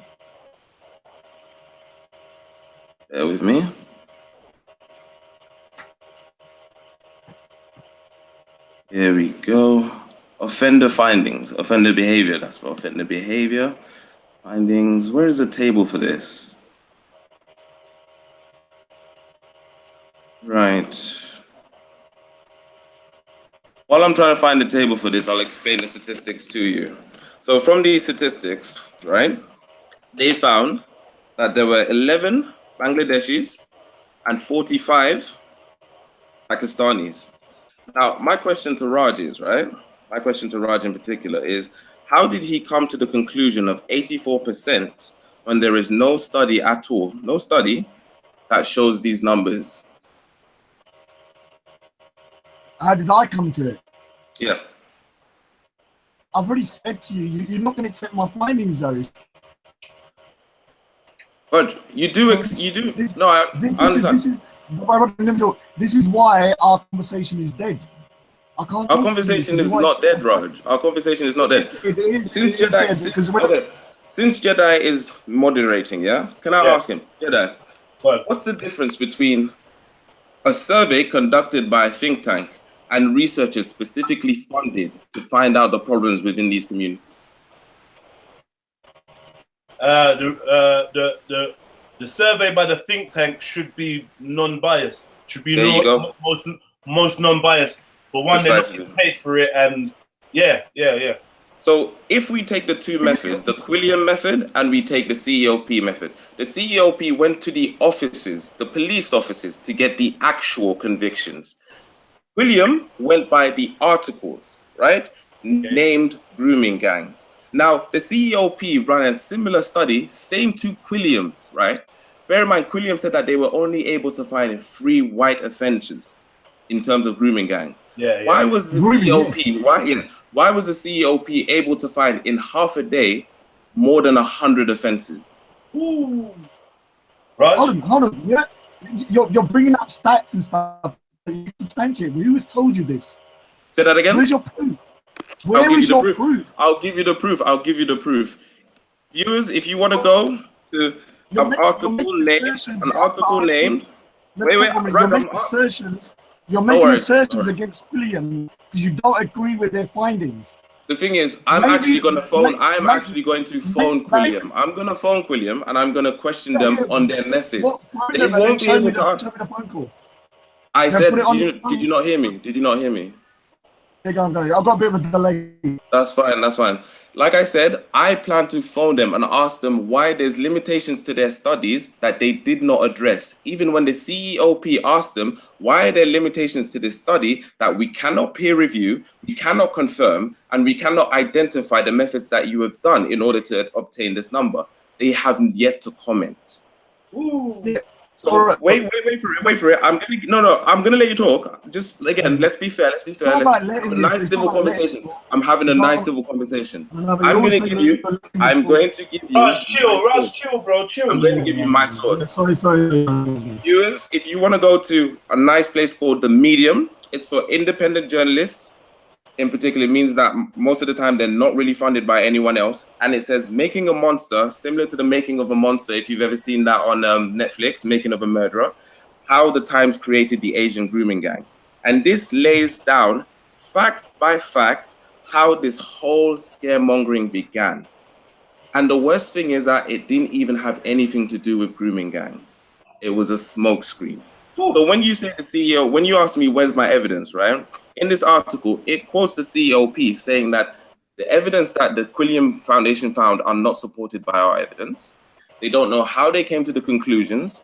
They don't know what their method consists of. So their study, unfortunately, for you, Tommy Robson, and your whole crew, is not worth the paper it's written on. There's a reason we have an academic system. It's so that people cannot make studies. Let me finish and then you can speak. I'm not going to interrupt you, as I've shown. But like I said, it's so that people cannot make butch studies out of nowhere and just assert them as truth. Studies need to be able to be replicated. They need to be able to be criticized for them to be valid. If the critique doesn't meet the SALT, then the study stands up. But the fact that Quilliam have made it so that no one can criticize the study already shows the intentions behind the research. You need to let me talk. Go on. Do you agree with that? Do you agree that in 2013, when the CEOP done the study of conviction, there was 72% Asians within that category? This is exactly what I was going to ask you earlier. No, I need you not let me talk. You need to say. Sorry, my bad. Go 2013, ahead. when that particular report came out, which is from the CEOP, the official government website, it said 72% were from background. Do you agree with that stats? That's exactly what I'm going to ask you. No, now, no, you're not asking me that. Yes, say yes or no. Okay. I'm going to tell you I don't agree with it. You're talking. Wait. You don't agree with it now. Okay. All right. So can you see the hypocrisy? He now, when I'm agreeing at the CEOP real stats that he said before on the government stats, he doesn't agree with the 2013 one. No worries. Why don't you agree with that? Why don't you agree with that stats? Okay. It doesn't fit your narrative. No. You need to talk. Because it doesn't fit your narrative. You now say that CEOP are using from a previous case in 2011, whatever it is, you're trying to justify your side. Now, in 2013, in 2013, not all the convictions had gone through. By the time it's hit 2017, that 72% is now gone up to 84%. Can you not see 72% in 2013 was the official CEOP stats? Was it not? So I'll ask you, Raj. I'll ask you again. You need to say yes. I'll ask you again. Okay. You know what? I'm gonna say I disagree. Are you gonna now butt in, or are you gonna let me explain? The thing is, I'm gonna go to hypocrisy because you take the CEO. You call yourself an intellectual, but you like William don't even want to. But when I give you stats from the CEOP from 2013, because it's against your narrative, you will not accept. Okay, Raj. I'm gonna say this as someone who's trying to be civil. Don't make a fool out of yourself, right? I'm gonna ask you a simple question. I'm gonna ask you a simple question. Type in CEOP 2013 and see if you can find that public article. Well, it's on Jedi is the one actually had it on his live stream. Yeah, go ahead. Pull it up. Not an article from the Daily Mail, not an article from Thing. I want to see the CEOP PDF. Look, my computer is too slow to be bringing out like 50,000. No, that's fine. Jedi, would you do the honors and try to find it?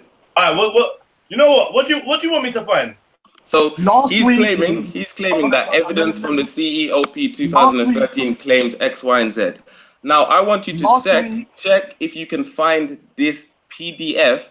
Right, this whole published study that the CEOP has apparently released, because all I've seen is articles claim numbers. When you go to click, even if you go on any article, click on the CEOP that they cite. What does it take you to? A blank page. Hold on.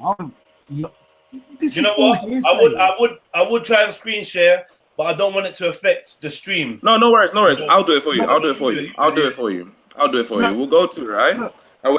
We'll go to 84% Muslim grooming gang CEOP 2013. Not CEOP, not 2013, 72%.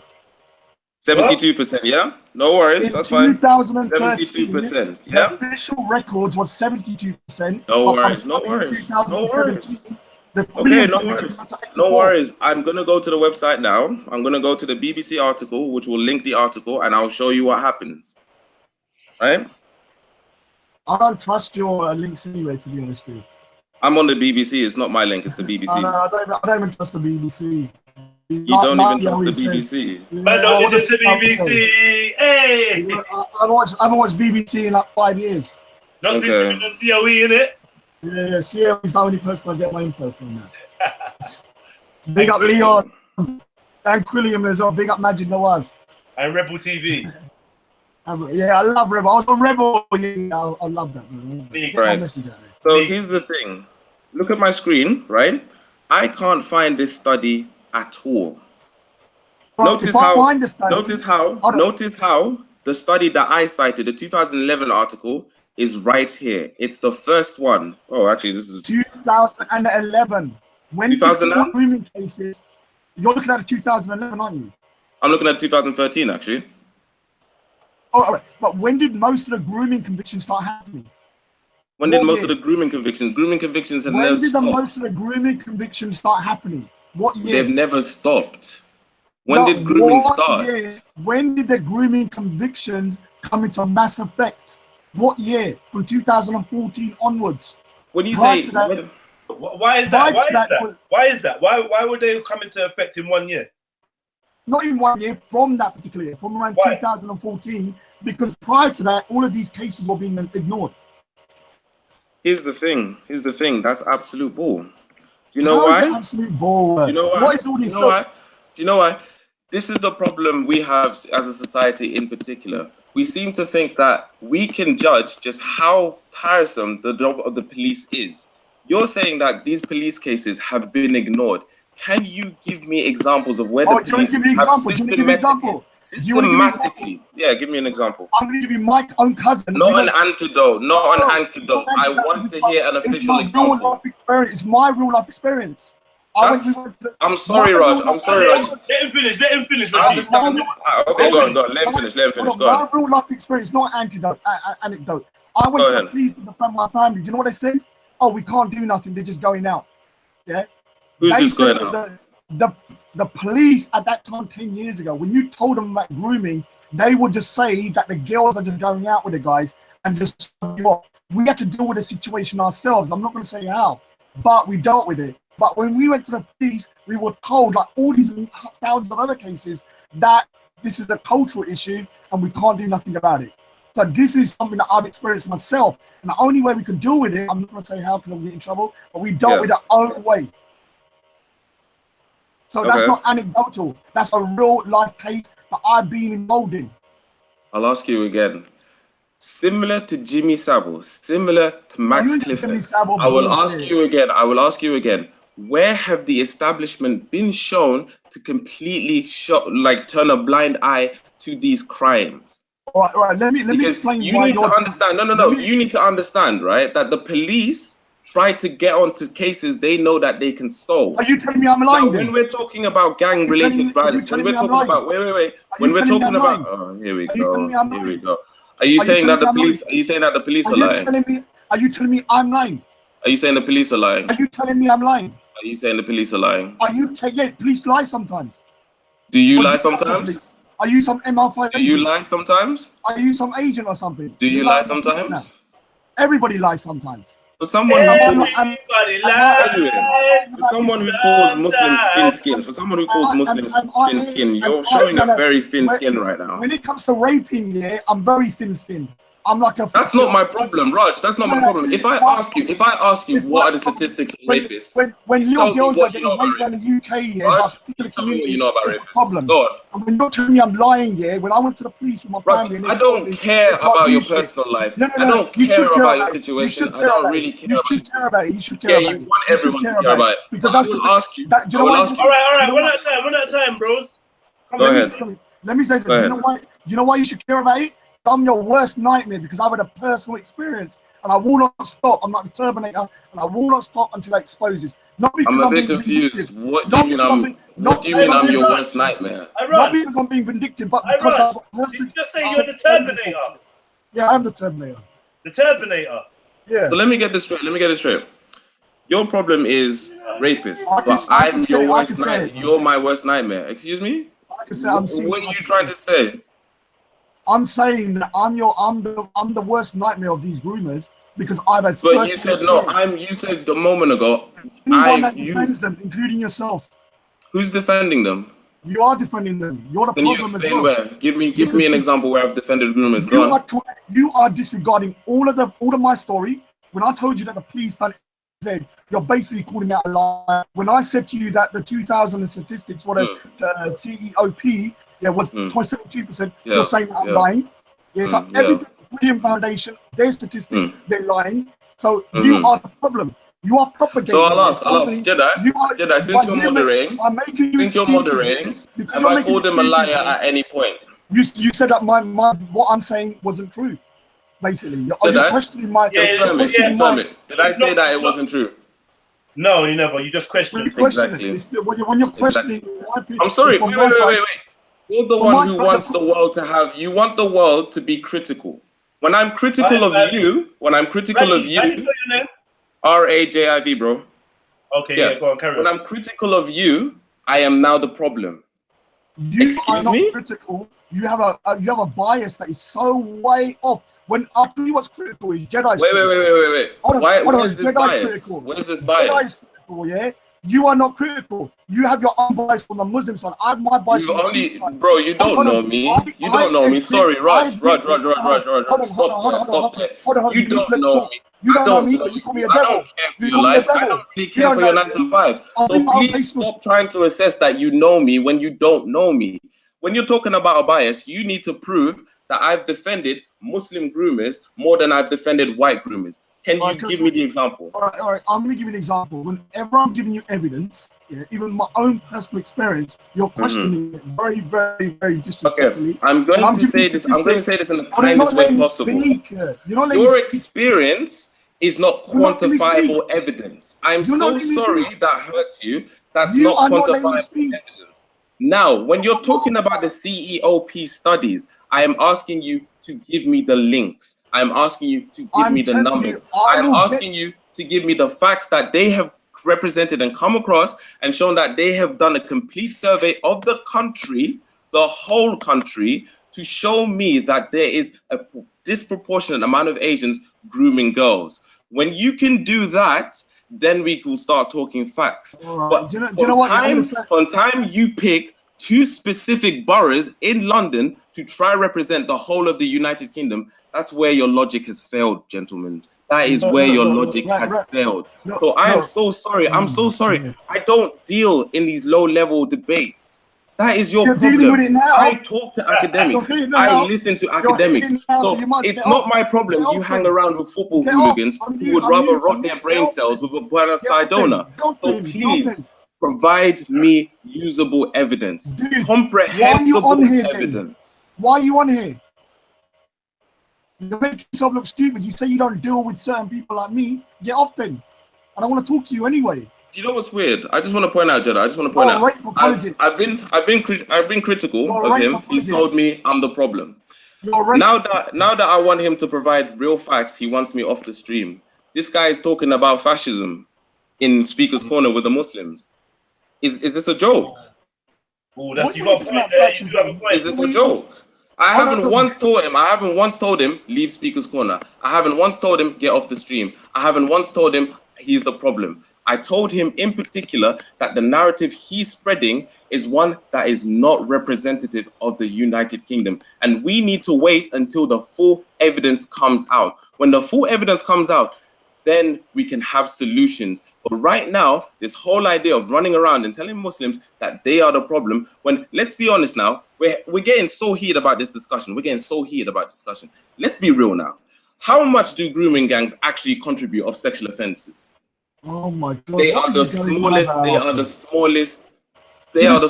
priority. So let's continue. Let's continue. We have sex trafficking. Hold on. We have rape.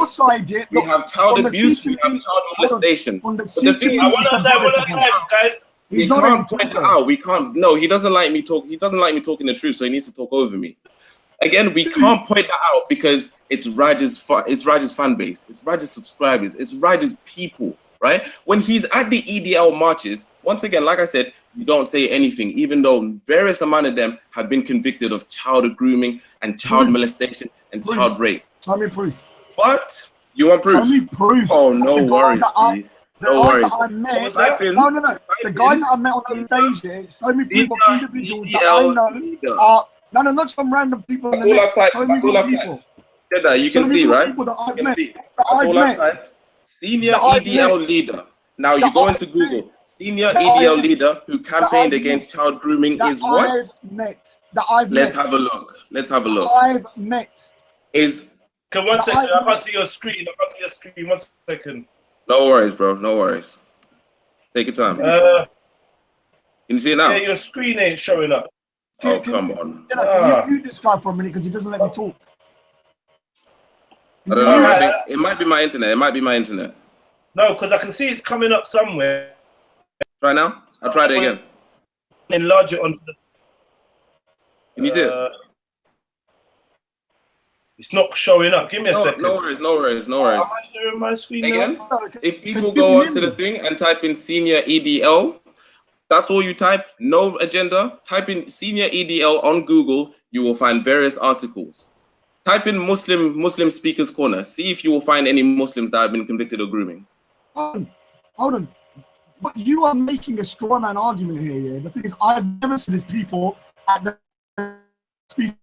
I don't even know that I've been associated with Tommy Robinson. So that me, you're cutting out, Raj. You're cutting out. Say that all again. And Rajiv, we can see your screen now.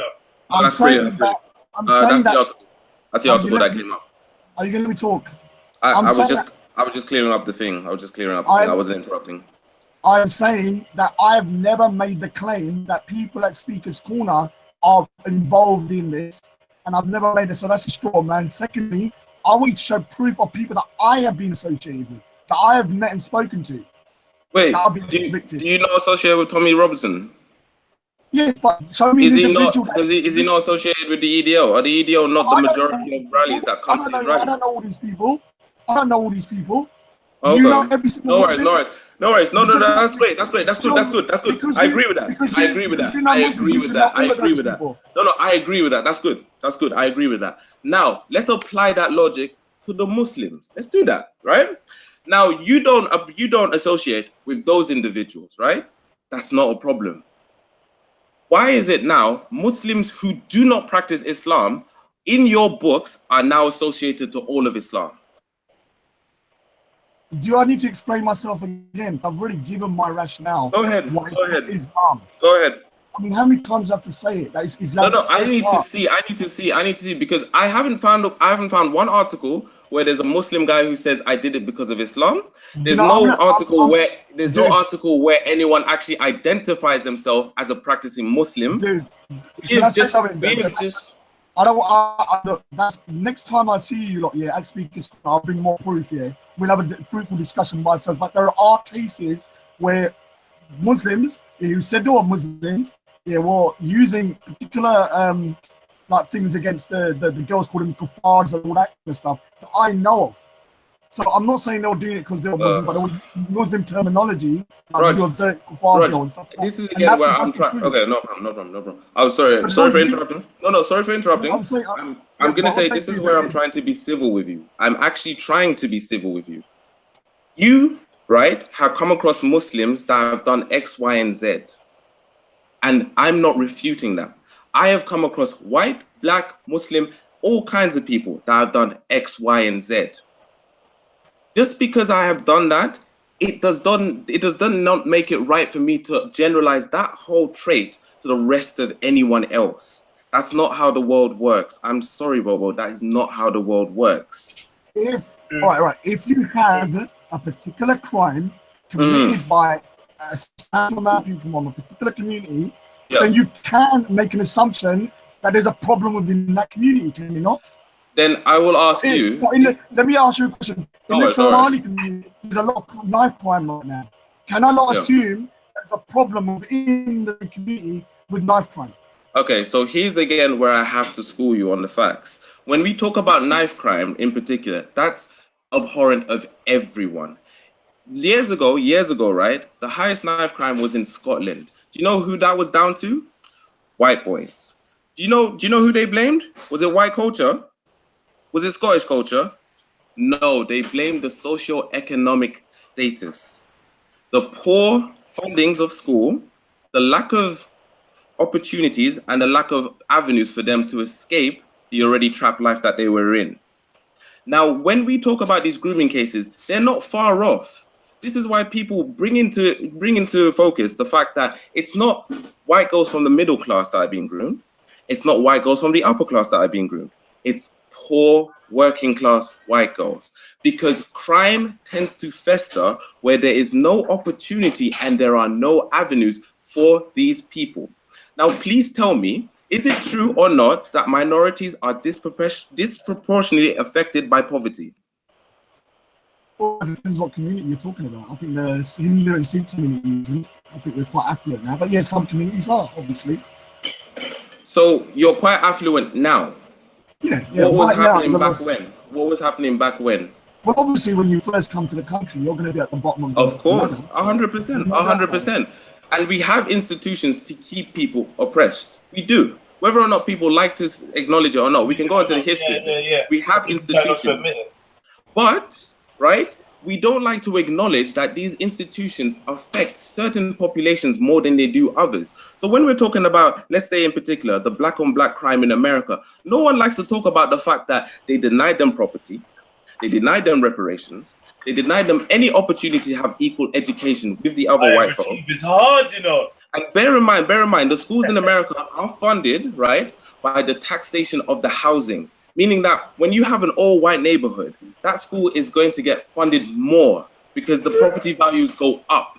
But when a black person moves there, believe this or not, you can check it up for yourself. It's called redlining. The value of the property goes down. So the banks did not allow them loans, meaning that they had to stay in the ghettos.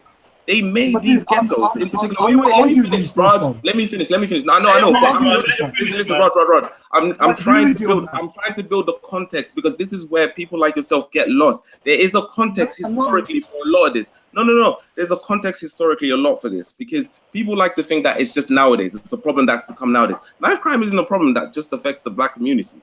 No. I'm sorry, it's not. I said Somalian. And the worst thing, the worst thing is that we're one of the most integrated communities within Europe, right? Scotland was only the third highest. Scotland was only the third highest for knife crime. Bro, let him finish though, brother. Scotland was only the third highest for knife crime a decade ago. The other two were European countries. We're the most integrated. If we're supposed to believe that it's inherently a minority problem and they need to fix it within their community, why is it then the highest two countries were European? That's a good point, man. Do you know what? Yeah, Rajiv, I'm not gonna lie to you, bro. Like you're a beast with it, and the way you deliver the information, I think it's hard for anyone to really argue with those. No, I understand, man. I was just gonna say, like, I think this is where the disconnect is with Raj and Tommy Robson and his crew and stuff like that. I feel like, in particular, with Raj and his group, there's a lot of history that they haven't read. And to be fair, no one's got time to read that amount of history with the 9 to 5 that London pushes upon us. But my only problem is then when you start endangering other people's human rights and other people's lives because you haven't bothered to educate yourself. So when we're talking about these grooming gangs in particular, we're talking about, again, I haven't finished yet. I haven't finished. You know, okay, no worries. I'll allow you to rebut. Go on. No, it's not allowing me. I'm just gonna talk. You know, I hate all this. You're allowing me. It's just absolutely stupid. No, but he's using polite language. I don't trying to be fair, man. Why is it getting under your skin, bro? I know, but he does that all the time. Even at the park, I'm gonna let you talk, or I'll come over here. No. But the thing is, at the park, I feel like there's such an animosity, right? There's such an animosity when people are talking. I'm trying to get a conversation down. That's all I want to do. I want to get a conversation now. So when I say in particular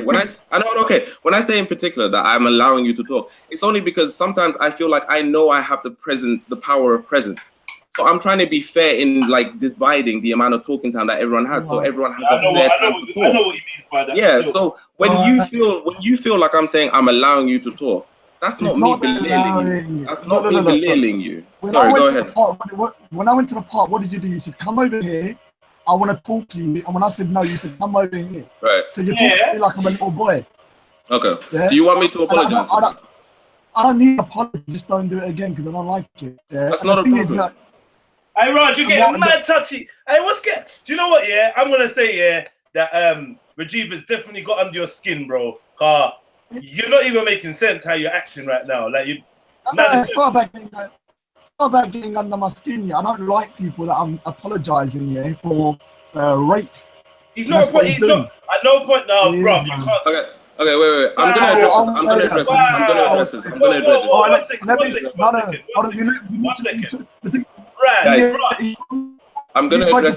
gonna address this rape apology thing because it's stupid. Right. So when people tell the black community that they need to take accountability for their children, right, because of the knife crimes, no one says you're victim blaming. Despite the system of oppression, the system of, again, deprivation and just the complete racism that they've been through. No one says you're victim blaming. So as soon as then we turn around and say you need to start looking at the families and the way they police their daughters and their sons, that's victim blaming. Can you explain to me what's different? Am I allowed to speak because you've spoken for like 15 minutes straight? Yeah, go on then. Go on. All right, let me say something. You went on about America, and I agree with that fully because I'm not even sure. I've never disputed that. The way the American, It's in the UK as well. It's not. No, you can't compare it to the USA. The history there is much more damaging and much more long-lasting. Yeah? It permeates much. No, definitely, I agree. But I'm saying that in particular, it's in the UK, and I can even show you. I can show you a crime. Let him finish. Yeah, I'm gonna let him finish. To put their plight the same as people in the UK, unless you come from Jamaica or one of these islands that they're my have brothers. been enslaved, They're my brothers. then you can say that. But a lot of people that come to the UK have not come from it. They come from Nigeria or places like that as well. So there's a difference between different ethnic, like black groups. Same way with Indians, a different kind of nationalities, and different people have a different experiences in India. Now, when I say, all right, I'm going to take back, you're a radiologist, I apologize for that. Yeah, thank you. I appreciate it. And I will say, look, I will say that I think me and you, reason why I'm butting heads a bit is because I feel like you're not letting me talk sometimes. And so you're going on a dialogue, a monologue. I'm not allowed to speak, so I'm getting frustrated. So let me just say this here. I don't mind having people, what I call challenge my views. I think it's great to challenge people's views. But there's a difference between challenging and just outright dismissing everything I'm saying. I feel like whatever I put forward, it's like Raj is just irrational. Raj is just too caught up in his own family issue that he can't see the tree from the woods, whatever it is. And I'm not. I've been through this for like 10 years. 10 years. For 9 years, I said nothing because I was embarrassed. I was like, I don't want people to know about my cousin. Don't say nothing. Don't say nothing. I don't want no one to know. And now I'm like, fuck it. I'm gonna tell everybody. And a lot of people are getting annoyed with me. Why do I keep on bringing my cousin up? Because her life is ruined. Ruined. I'm talking about the family's life is ruined. It's not a joke at all. And it's not just them. Right now, there's an organization called Seek Awareness and Study, that is dealing with 9 cases right now of Sikh girls being groomed by Muslim guys. There is another organization called CEOP UK who I've done a drawing for, and you not ridiculed my drawing. But your drawings are amazing, bro. Those drawings are on magazines. I was even in Parliament exhibiting that drawing. So when people think I'm just like doing a little scribble, no, I was in Parliament exhibiting that drawing, and people loved it. No one called it Islamophobic. Everyone understood it.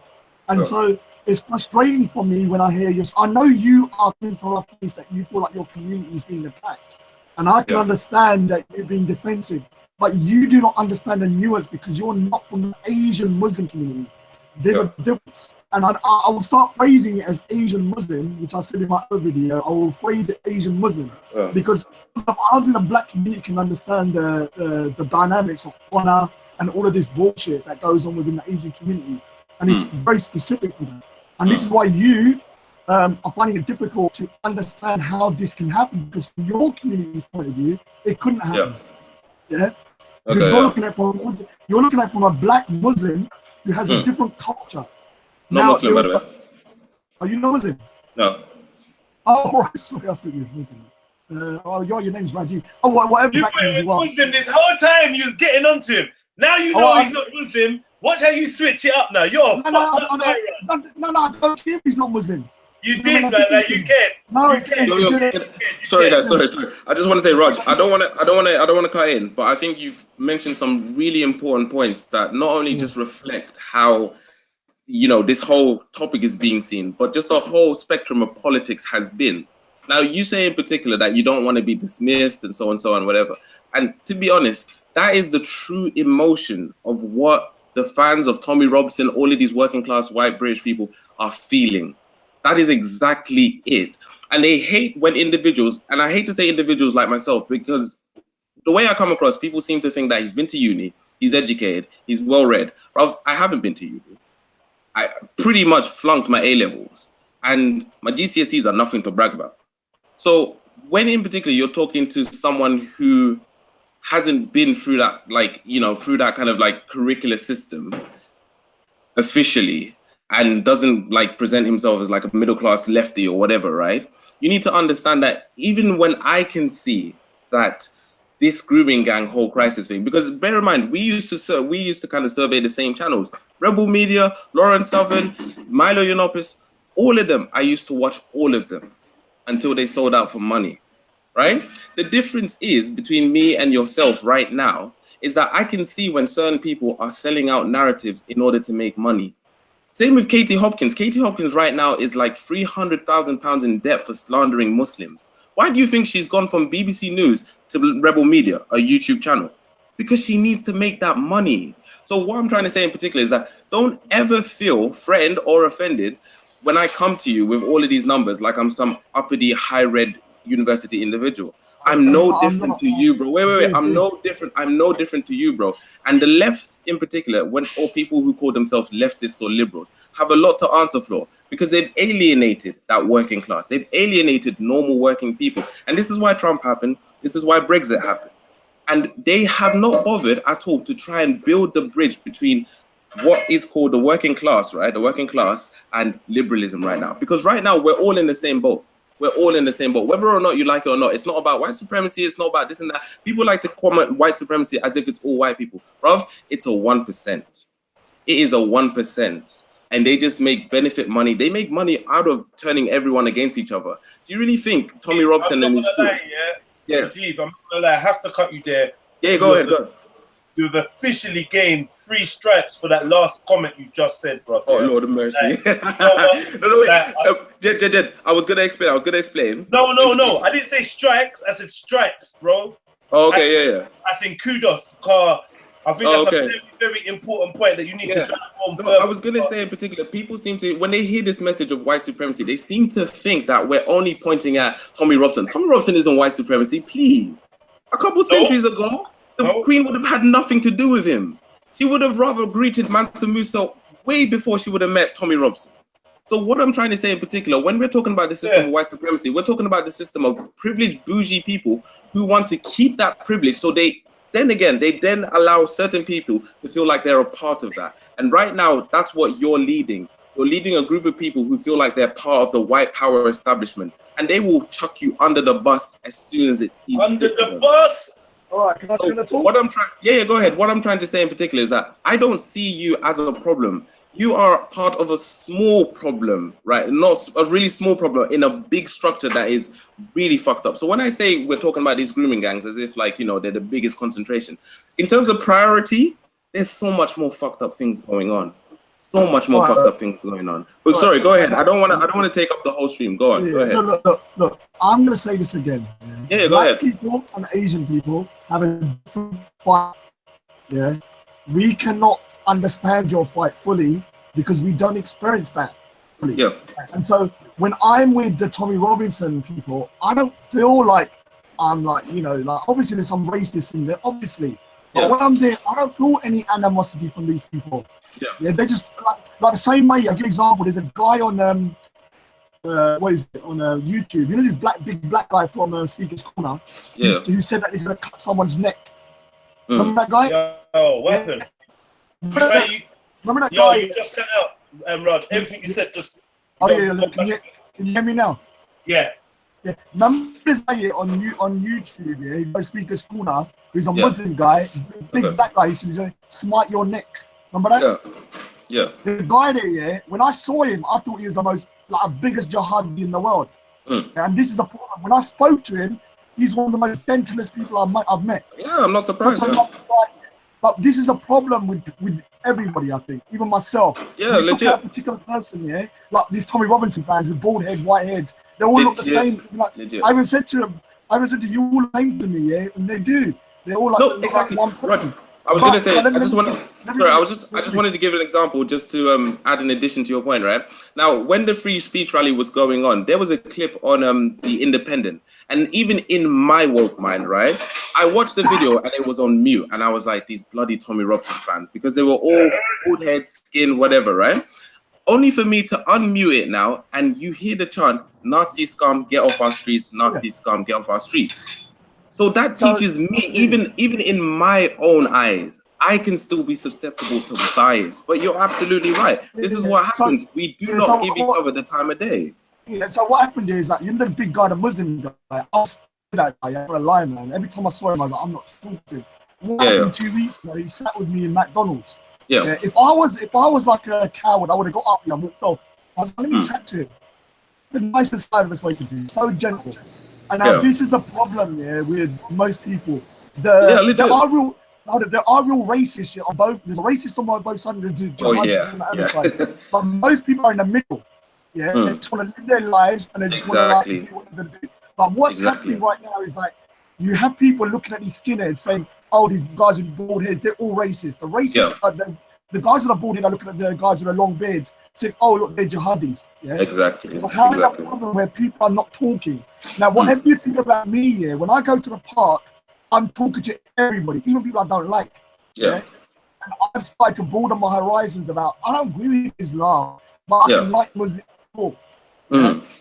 So this is a problem I have with people. They don't talk open. You know this grooming situation, in the Sikh community, do you know 99% of people agree with me? Yeah, okay. But they won't say openly about the grooming because they're imposed.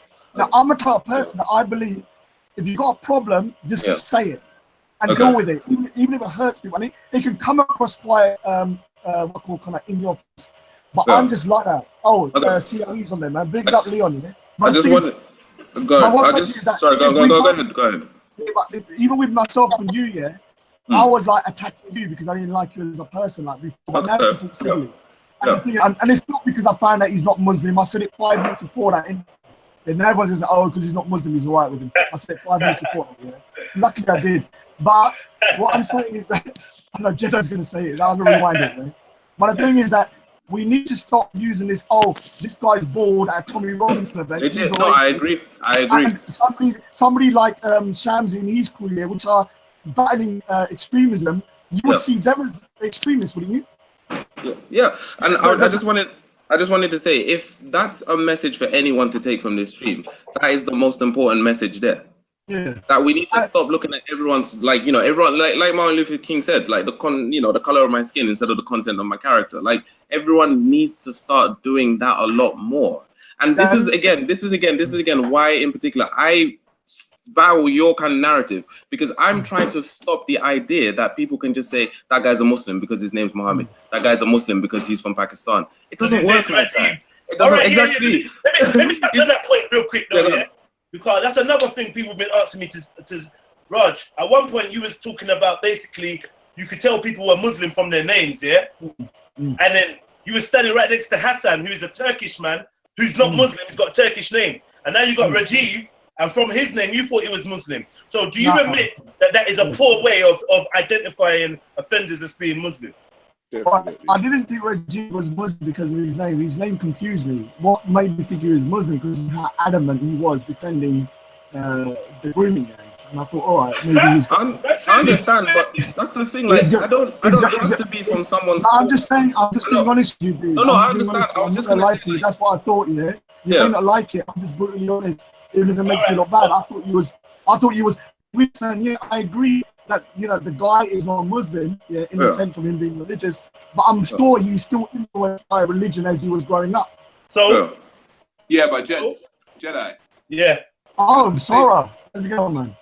Can I just say something on that name thing though? Yeah. The name thing means something though, so I can understand people assuming someone with a name can be from somewhere. So if you and I are African, if we hear a man called Ade, if a man's called Ade, you're gonna assume, that man's Nigerian, innit? There could be an Ade from, I don't know, Poland or something. But if you see an Ade, but assuming nationality is different from assuming a religious belief from a name. Yeah, from a name, that's crazy. It's true. It's like, with the Iceland football team, like how they all have son at the end of their name. Like it's a family thing. Like it literally just lines your legacy and your lineage kind of thing. So it's completely different to a religious belief, because a religious belief, anyone can pick that up. Whereas a nationality, you can't pick that up tomorrow. Even if we take that into account, and we say, all right, 10 to 15% of people that have a particular Muslim name are not really Muslim, you're still going to have a high proportion, or maybe 85% of them, that would have an affiliation with that religion. Would you? No worries. I was just gonna say, this is one thing I love to talk about in particular, how we always seem to focus on overrepresentation when it's minorities doing wrong. we never seem to focus on overrepresentation when whites are overrepresented in the wealth, whites are overrepresented in property owning, whites are not, whites are overrepresented in like owning the NFL, even though most of the players there are black. Do you know what I mean? We always seem to focus on those things like it's a problem and not the monopoly at the top, as if that is not the biggest problem. So for me in particular, I'm seeing this and I'm seeing everyone, everyone march up from Leicester, from Manchester, from Nottingham, saying, for a 0.02% of the population of Muslims. But when we tell them, when Colin Kaepernick takes a knee and says, you know what? I'm tired of police shooting people unarmed. People, not even black people, just everyone wants to tell him, shut up, move. You're not playing the NFL anymore. What? And then you want me to take you seriously? But sorry, Rajiv, Yeah. Listen to you speak, and you're speaking a lot of sense, bro. Let me just I'm still confused by an African man being called Rajiv, but we can get into that. What? No, but you can't say that if your name's Stephen Burrell, bro. You can't say that. No. Can't say that. No, but that won't confuse you if you understand the history of, Caribbeans with the I understand. Okay. You know what I'm saying? But what I'm saying is, is that when Colin Kaepernick takes a knee and the majority of people say, "Oh, shut up," you said that white supremacy. But I'm not. You never said it doesn't exist, but you're saying it's a minority. The prevailing, let's say, psychology of white supremacy. It's still prevalent, Right. So what I'm trying to say is the prevailing psychology of white supremacy is prevalent within the quote unquote, as you would call, the low level quote unquote white people. No, exactly. Don't represent the establishment. So exactly, ones that don't represent the establishment have taken on the ideological symptoms of white supremacy. 100%. And they are the ones saying, listen, shut up, sit down, Colin. Do you know what I'm saying? So what it is that white people on a general scale, and the thing is the system on a general scale, you can say white supremacy was a thing created by elite white people, right? We can argue. But what happened is that the general, as we know, the general quote unquote lower class white guy or white woman took the same mentality because they felt like they were part of the quote unquote. We said this earlier, Yeah. So what I'm trying to say is the reason why white supremacy prevails is because white people in general have taken on the same psychology as the implementation of the quote unquote small white establishment. I just wanted to ask, really, is it Sarah, right? Yeah. Oh, brilliant. Because, don't worry, I'm not going to put you on roast or anything like that. Don't feel like I'm coming to... Sunday. Obviously, I understand. No, I understood your position. Down the mark. No worries. Go ahead, man. One at a time. I'm just saying, there's nothing you can say to me on this call that ain't been brought up in a comment or by someone else. So he's taking the 8 mile. Taking the 8 mile route. I did kiss a man on Family Affairs. Yeah, I did do that for the money. So what? I wanted to generally ask, right? And obviously this kind of cheeky because it's kind of like me. I'm asking you to humble yourself, even though you don't know me or whatever, right? But just what you said. Obviously, I fully agree. I 100% agree, and I feel like in particular, Tommy Robson fans have taken on that symptom of white supremacy, and they still have it latent in them. So although now they can stomach Raj, they can stomach X, Y, and Z, and be like, no, sorry. Okay, if I'm saying it wrong, I'm saying it wrong. But they can, they can hang with Raj right now. They can hang with Raj right now, right? And be like, oh, calm, right? But if the government were to pass a bill tomorrow to say all Sikhs out of the UK, how many of them would stand up? How many of you would stand up? How many of them would stand up? Probably with it. Hang on. If I ask that, probably very few. But the question that I actually asked Tommy when I was there, I said, I'm not. If you watch the thing, I said, I'm not calling you a racist. However, a lot of racist people follow you. So if you as well. If you look at your comment section, you will find racist people follow you. Yeah, of course. I told this to him. Yeah, I said, because I saw it myself. I said, listen, I'm not calling you a racist. If you're a racist or not, only you know. And if you believe in the creator, only the creator knows. Yeah, of course. But a lot of the people that follow you are racist. And I said to him, why do you think that is? right? So we can see, right? Because a lot of people that follow me might be X, Y, and Z. You might say, "Oh, of course, so of course, yeah, of course. X, Y, and Z." Doesn't make me the X, Y, and Z. Do you get I what hear I that, mean? yeah. I hear that. Can I say a couple of pieces Yeah, go as ahead, well? go ahead. I said the same thing to him. You see the interview on COE. I said to him that there's a lot of people that gravitate towards you that are have racist views. That doesn't mean he's racist. Yeah, no, I understand. I just wanted to add in, right, because I have this a lot of the time. Like, my girlfriend's from Ireland, right? So a lot of the times when I'm looking around, from where, Charlie? Ireland. No seasoning, no seasoning. Charlie, can I ask a couple of questions there? Can I field the questions? Give me 2 seconds. Give me 2 seconds. But I was gonna say in particular, right? Like, I got real lucky when I'm talking about my girlfriend away because the stripes that Jedi gave you, bro. go ahead, man. I know it's gonna happen. It's but the like, Moors thing. It's the Moors thing. She grew up in Moors. She grew up in Tottenham, right? And she grew up really poor, and I'm talking like really poor. So yeah, no, legit. So she's not stupid when it comes to this whole race thing. So she used to like tell me a lot of stuff, right? And I used to like, I grew up in Bethnal Green, which is really diverse. So color was blind to me. I didn't really get that much racism. So I didn't think. Rajiv, yeah, you're close next to me, man. Yeah, go ahead.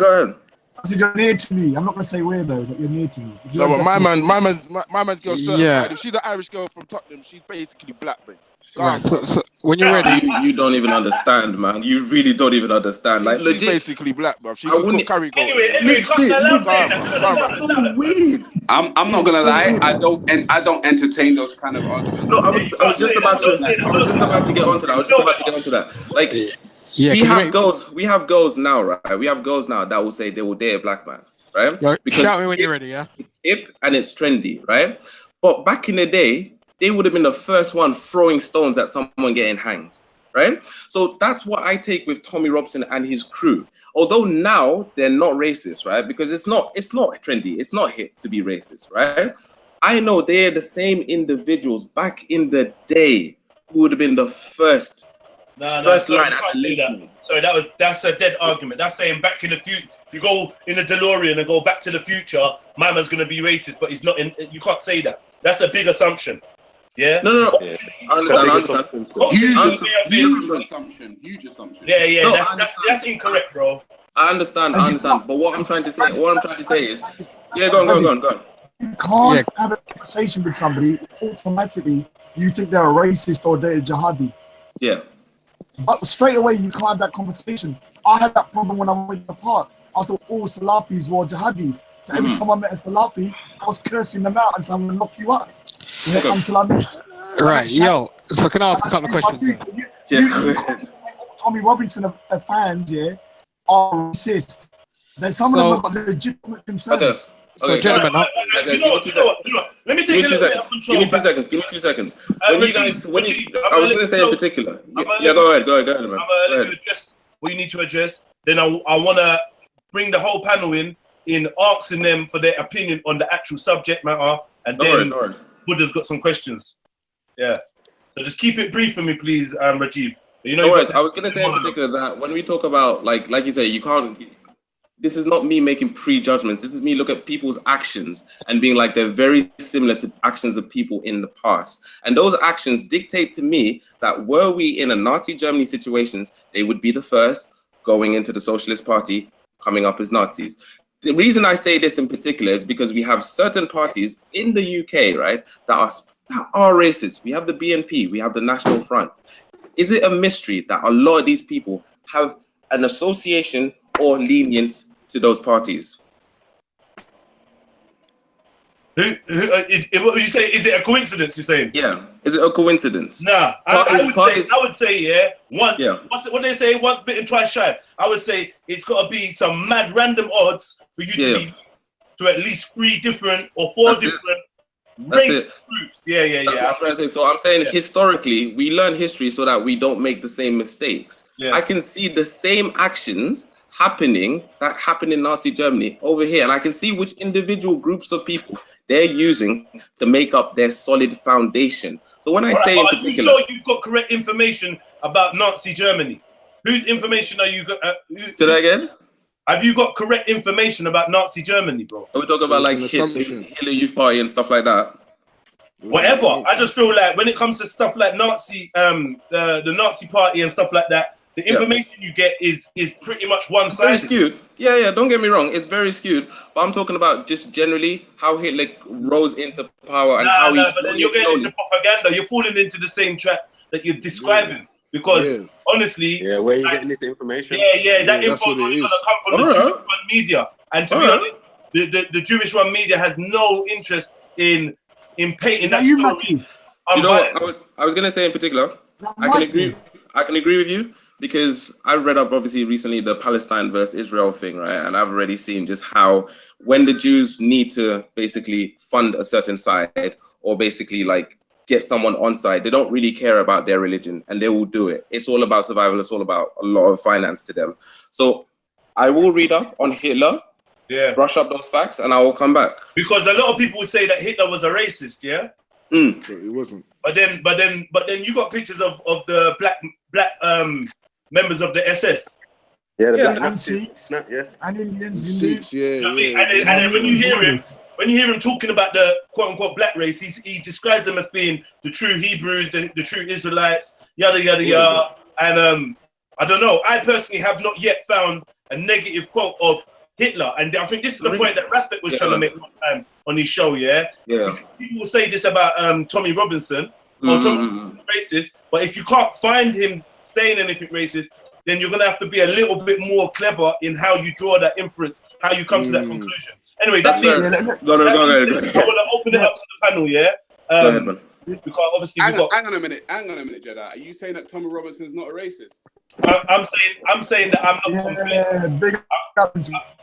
I'm saying that I'm not convinced either way, because at the same time he's very clever. I cannot prove that he's racist. I have my feelings, my thoughts, my feelings. I feel like his racism may not even be against me, but against my race particularly. But when it comes to the reason why I asked that, do I think he's racist towards Asians? I do, all right. The reason why I asked that though, tongue in cheek, is because obviously that's why I caught flack. People say, "Oh, you're sitting down with a racist," and But I'm saying the bottom line is that people don't understand nuances of conversation. That's what I've kind of come to understand. They don't understand nuances. So if I don't agree with Jedi on so and so topic, I can actually sit down. If me and Jedi agree on so and so topic, I can actually sit down with Jedi and talk about so and so topic.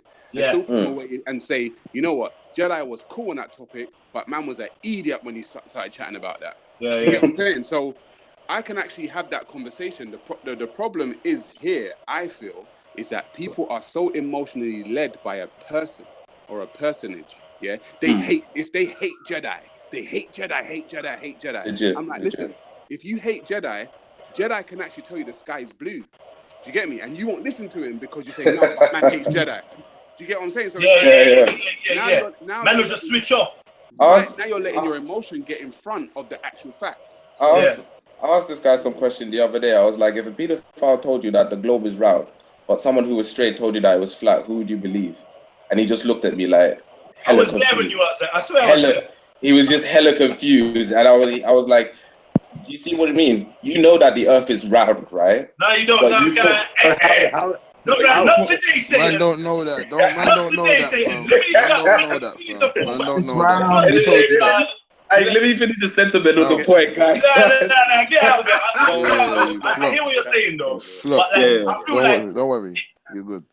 If you're gonna be open-minded, and deal with facts only, you have to spread that across the board, bros. And this is one thing I find that the man them don't do. I was talking about this the other day, like saying my brother Titans TV, Sarah, these men, they're really kind of mock believers, isn't it? But they're not of the ilk of I don't believe, I'm not into hanging on belief. And even though I get where man's coming from, man will still say in the same breath that they believe in the Big Bang. Which to me is another belief system. And then man will be quoting some science shit that they haven't tested themselves. And when men speak to me in that science language, all I hear is scientism, and it's another religion. So it's more belief. So I feel like we need to be open-minded across the board. Anyway, I'm trying to be very, very strict and stick on this topic. The topic I'm going to ask you lot about is this. I've never defended the Big Bang. I'm just saying. Say no more. Sorry. The topic I want to get you lot on now, real quick, is this. All right. we've discovered that there's apparently there's two types of sexual offenders, yeah, when we're dealing with this whole new phenomenon of grooming gangs and whatnot. We've got the grooming gangs, yeah, who apparently are made up of a high number of Muslims, a high number of Asians, yeah, and they apparently are interested in vulnerable women, yeah. And then on the other side of the spectrum, we've got the other type of sexual offender, what they call type 2, who are only interested in young, prepubescent children. So these are the pedophiles. They have a sexual fetish for children. The other ones, the Muslim ones, don't really mind if they're young because they're vulnerable. But if you're 20, they'll be on it. If you're 30, they'll be on it. Yeah, exactly. Yeah. Get me? So what I'm saying is, if we've highlighted that vulnerability is the reason why these grooming gangs are going after are going after these children, what do you think is the best thing to do? Address the vulnerability in the children and try and work out a way to make them less vulnerable, or just stay focusing on catching the pedophiles after they committed the crime? And I know I just loaded the question, but fuck it. No, you're right still. Prevention is better than cure, innit? So it's like, why wait till it's happened and then deal with the offender? If you can prevent it happening in the first place, then obviously that's the best case scenario, innit? Anyone else? Anyone else? Yeah. Look, go on. Yeah. Look, I'm gonna put a video up soon. Yeah, so Jedi, you're gonna probably watch it and think it's before the live stream. I still do. You might want to not put the video up. Just redo it or edit it. Then, nah, I can't, dude. It's not that bad anyway, man. Why do you keep giving me a disclaimer about it then? Because I don't know how you're gonna take it. So I'm just gonna say it. You might like it. Hey, Raj, I just beat you up, you know. I know. I've been beaten up enough, man. Don't worry. Go on. Anyway, go on. I'm not bruised though, so I'm alright. The thing is that, yeah, I agree here. Prevention, yeah, is a good thing as well. This is why the Sikh community is doing a lot in terms of that. But we also got to understand that the authorities have turned a blind eye on something as well, which has made the situation much worse. So they're too scared to kind of tackle a problem because they thought they were going to kind of tread on the Asian community's toes or cause community tensions and stuff. And obviously, for me, the main thing we got to deal with is the perpetrators. Obviously, like, we got to deal with the girls that are vulnerable, but before we even do that, we got to also get to them as well. So it's like a three-pronged attack. Yeah, we can't just go for one and say, oh, just the vulnerable girls. All three of them need to be tackled, but the number one, that's the main focus, is gonna have to be the perpetrators.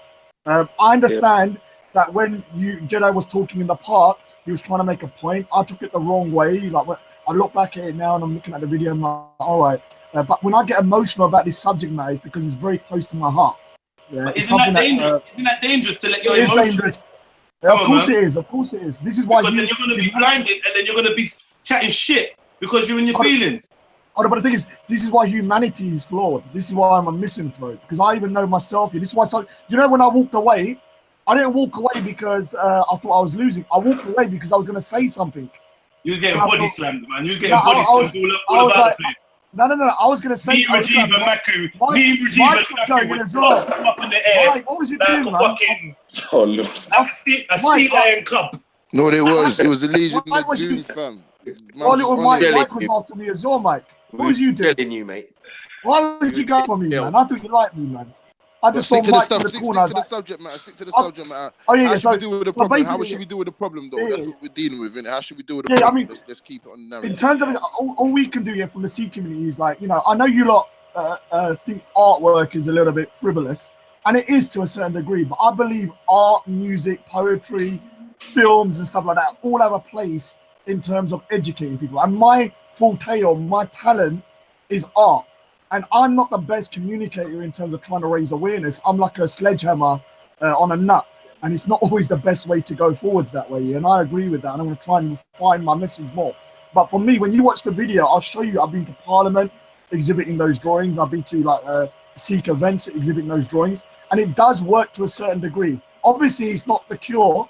It's just a tiny 1% that I can put in with my own talents. And everybody, if they got a talent, if you're a musician like Jedi, Respect, they should know that, music, art, and stuff like that can resonate with people that other forms of communication can't.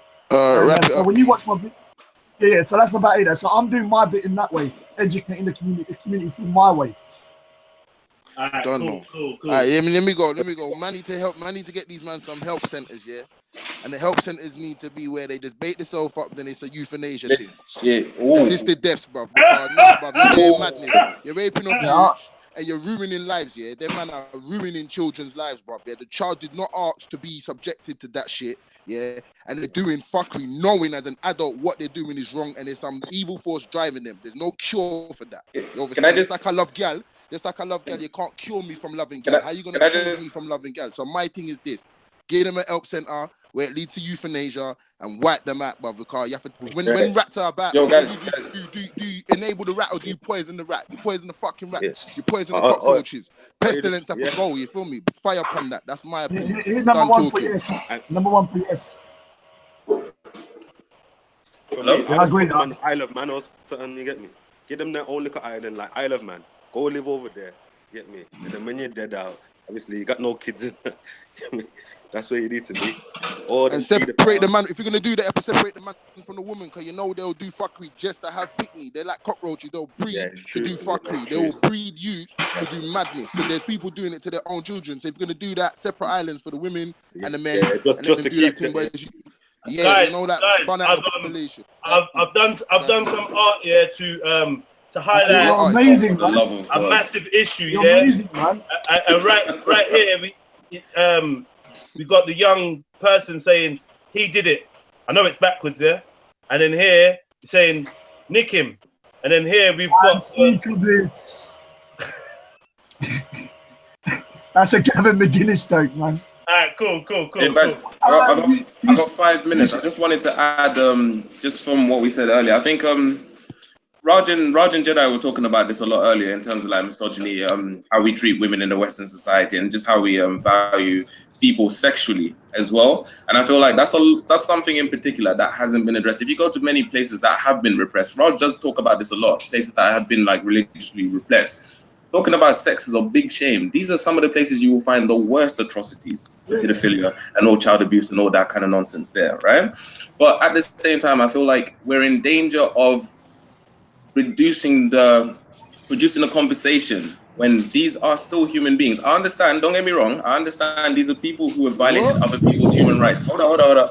These are people who have violated other people's human rights. Children, but wait, give me 2 seconds. When we go into the statistics, okay, we find out that most of the people who do abuse children are actually not pedophiles. They're straight offenders. They're called circumstantial, I think it's situational abusers or circumstantial abusers, right? These are people with wives. These are people with girlfriends. These are normal people. Yeah, exactly. No, but that's the thing. The people who have an attraction solely towards children, that can be seen as a mental illness. You can cure a mental illness. You can help look out for a mental illness. Now, I'll give you an example. The reason I'll say this in particular is because there's certain places in Scandinavia, such as Norway and stuff like that, where this shame culture doesn't exist. They've managed to reduce their reoffending rates and their offending rates significantly in comparison to places like the USA and the UK. So for me personally, say that again? Who told you that? You can look it up. No, you can look it up. The way I can Google that fluoride is good and it's good for me. I understand. Who told you that? What about the suicide rate? Say that again? What about the suicide rate in that? Are you talking about the epidemic of suicide now? Over there. Yeah, it's mad over there. It's not. Are you talking about Norway or here? I'm talking about in Sweden or Norway, like you said. Yeah. What about Sweden in particular? I can go into why there's suicide rate, and it's mainly amongst men. You will find that the suicide rate is mainly amongst men. The same in the UK, the suicide rate is highest amongst men, and that has more to do with the demonization of masculinity than it has to do with all of this stuff. So for me in particular, when I talk about Scandinavian countries, I'm seeing them as a model of how we can address this without going to the extreme extent. Because just killing off pedophiles is like killing off people with cancer cells. Cancer is not hereditary. Pedophilia is not hereditary. Being gay is not hereditary. Cancer and pedophilia ain't the same thing. No one asks to get cancer. Them man are fucking kids in their own trade. Can I just say? Yeah, go ahead. Yeah, you can't put One at a time, family. No, but one second. Let me say something. Yeah, go ahead. Fam, Feel free. no one asks to catch cancer, blood. Them man are going around and doing madness to children. Them man are going around doing madness to youth on purpose. That's willful. Someone's walking, doing their everyday business, and one day they pop down, their back's hurting, they go to the doctors, they got cancer, and they've lived a good life their whole life. Don't compare the same to. Bro, you sound more intelligent than that. Don't chat. No. I hear you, and I understand it's a sensitive topic, and I can understand that what I'm saying in particular doesn't necessarily sound thing. No, talk facts and talk smartly, fam. Don't talk silly, fam. Like cancer and paedophilia. Rajiv. I'll give you wait, guys, you have to give me a chance. I understand. If you disagree, I don't have a problem. I can always change my opinion. I don't have a problem. If I'm wrong, I'm wrong. But hear me out first. Hear me out, right? So when you go into people who are pedophiles, right? What is the one statistic that stands out to you, apart from them abusing children? Did you not know that a majority of people who are pedophilic have been abused from a young age? Fam, where are you getting this information? Not all of them. No, not all of them. No, don't get me wrong. Not all of them. I understand that. But what I'm trying to say is when you create a cycle, right? When you create a cycle, you need to find out where that cycle originated from so that in the future, if it pops up again, you know how to neutralize it. If you just keep cutting off... Rajiv, can I just say, that in this conversation you started off sounding really cool, but it's nice, like you're kind of... You're sounding kind of apologizing for these people. Man, sounding mad. What I would say. No excuses. No excuses. Your mic. Let's get some order. Let me say. Yeah, go ahead, man. Go ahead. I'm gonna say, in regards to Jedi's question, you have to first. I always say, look at it via the eyes of a child. Of course. So if you are a child and you're 6, 7, there's a grown-ass man that's gonna penetrate you. You know, as a child, you have no idea what's going on. And you've now taken your childhood away from you. Legit. The person that has done that is well aware of what they're doing. Well aware. Okay? Because they're adults, they've had sex. Because what I said about the vulnerability of it, he was talking about the vulnerability. Yeah. Right, who's doing Royal Rumble? Like when man's trying to chat, bro. I think it's the wind. So who's wind though? Who's wind? Who's fighting on their mic? Is it you, Sarah? Nah, bro. I'm just chatting. But is that you, Ra? What I'm saying is that Jedi spoke about the vulnerability of children. What's happening? What happened? Well, they cut Sarah off because he was having a good point. The gremlins are in there. What happened, man? They cut Sarah off because he had a good point, fam. Getting mad gremlin-y, innit? Gremlin-y, cuz. Yo, Sarah, are you there? Alright, I don't know. Maybe something personal. They kidnapped him. They kidnapped him because they grabbed him. This is what we talking about, cuz. Fam. Mohammed Ali just turned up. Mohammed Ali just turned up. The family affair footage. They said, nah, cuz. They said, sorry. I had a call coming in. Sorry, guys. But go ahead, man. Go ahead. Sorry, what I was saying. Go ahead, nigga. Sorry, my call came in. So what I was saying is Jedi spoke about vulnerability, the people that are in the power position, let's say, so the person who's doing the abusing, they know that this person's vulnerable. They're not stupid. So that's the reason why they think, that's an easy target. Let me get them. Of course, So the person doing that is well aware. They're conscious. They're aware of exactly what they're doing. What you're now asking people to do, it seems, go on. To take that away from the person that did that. Everyone knows when they steal something, they know they steal it wrong. They know that. They know that. So the person that is either can see a 30-year-old that's vulnerable or be a 6-year-old that's vulnerable, knows is conscious of the fact that this person is vulnerable. And they can take advantage. Yes, taking advantage. So I cannot make excuses for that person. I won't make excuses for that person. So if that person needs to feel the full extent of the quote unquote law, whatever the law is, I don't care. Universal law is you have to get eradicated out of the equation, fam. Right. So I would. That's why I've said in the comment section of this video that all pedophiles across the board, whether you're white, black, Muslim, whatever, any color, don't treated the same. I don't care. and I said to people, if Yeah. you put, and I'm sorry to just put a little stamp on it now. If you No, no say worries. peace, if you say peace be upon him after a child molester's name, bro, I don't deal with that, bro, because of He just spun it around. I'm just saying. No, I'm just saying. Don DeMarco. Don DeMarco shit like that. Sorry, can I just intervene there? Can I just intervene? All the same, man. Can I just intervene? I just wanted to say, in particular, I agree with pretty much 99.9% of what you said. Has there been any point where I disagreed? No, I'm not. Can I say something? No, I just want to clear this up. This is why, specifically at the beginning, I did say that there's the difference between. You guys may not think this. There's a difference between people who have an attraction exclusively towards children and people who abuse children. Yes, the crime is pedophilic in nature, 100%, and those people are given their sentences. They should be punished for it. Now, I'll ask you a question. There are people out there who know this crime is wrong, right? And it is wrong. And we know there's studies to prove why it's wrong. But most people don't know those studies. I know the studies. I've read the studies. What the studies, but most people don't. No, I understand. You know who studied it, fam? Do you know who assessed these man? Other pedophiles. You know who judged these man? Other pedophiles, bro. I understand, but in order... No, fam, you're thinking that it's normal people assessing these man. If it's normal people, they'll say they're fucking insane. Wait, let me finish. No, wait, I just wanted to say... When a man, let me say something. When a man robs a bank here and he does it so articulately and so brilliantly that they say, right, he went past the alarm systems, the lasers. They say he's criminally insane because he keeps on wanting to repeat the crime. It's not even about him getting the thrill of getting the money. It's the thrill of the crime. So they call him criminally insane. What I'm saying is, bro, if that's a normal person assessing a normal person, when a pedophile says a pedophile, they're gonna find the things that's right with them. And things they're not gonna look for the things that's wrong with them. You get what I'm trying to say? That's like if you got your dog with you and your dog's got flaws, you're not gonna look for the flaws in your dog. You're gonna look for the thing that's right because that's your dog. What I'm saying to you is this, bruv.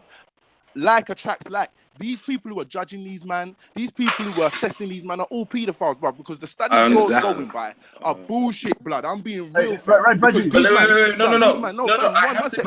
men are troubling children. I have to be able to... Bottom line, they're taking the innocence of a child. Reggie, let me say something, yeah? The innocence of a child. You can't compare that to nothing. Hold on. Ultimate sin. Ultimate sin. There's a narrative in the West here to try and normalize pedophilia. What they're trying to do here is to make pedophiles look like victims who can't control their urges. They shot the dad for Savage. They shot about the poor pedophile that's controlling his urges and stuff like that. It's because it's a majority. Jordan can I just say, the majority of them are pedophiles, bro. Can I just Jordan got slapped over because it's you exposed the pedophile ring in the BBC. Ricko and Ricko, one thing. Ricko, just like when. Can I just say? Just like when man them. Sorry, Jedi. Sorry. Let me say one thing. Can I just say that? Yeah. They're adding. Just because it's a majority, why? Can I just say something quickly? Whoa. The mess. Order. Yo, see, like saying, "Oh, can I just say?" before you butt in. Don't make it that you're still butting in. Yeah. True. I apologize. I didn't know it. Apologies. Go on, guys. Yeah. Can I? Who's speaking? Do you mind if I quickly just cut in quickly? Because it's a No, majority. not you, Rajiv. Your access denied. No, let me cut it. I'm saying. Yeah, go on. 1 second. I'm saying because it's a majority white crime now, isn't it? All right, go on. So, when they're gonna try and soften it, just like when white people do terrorism, they don't call it terrorism. They call it, acts of defiance and all sorts of stupid terms that they make up. Now it's straight terrorism. Yeah. What I'm saying, it's this thing that they're doing now with this pedophilia because they are the main representatives. You get me? They're overrepresented. So obviously they're gonna try and soften it. We know what the judges and the councillors and all these parties like. You get me? It's been out there. I just wanted to say that. Sorry, Rajiv. Go ahead. So the quote-unquote LBGTQ something, whatever letter they're going to add on to the next something, because they keep adding on letters to this thing, right? There are certain people that add on a P, okay, and the P is pederastry or something like that. And stop sharing your screen, please, Rajiv. Oh, I can. Can I stop sharing it? Yeah. There are certain sections of the, I don't know, the LBGTQ something community that are adding the P, meaning pediastry, onto the thing.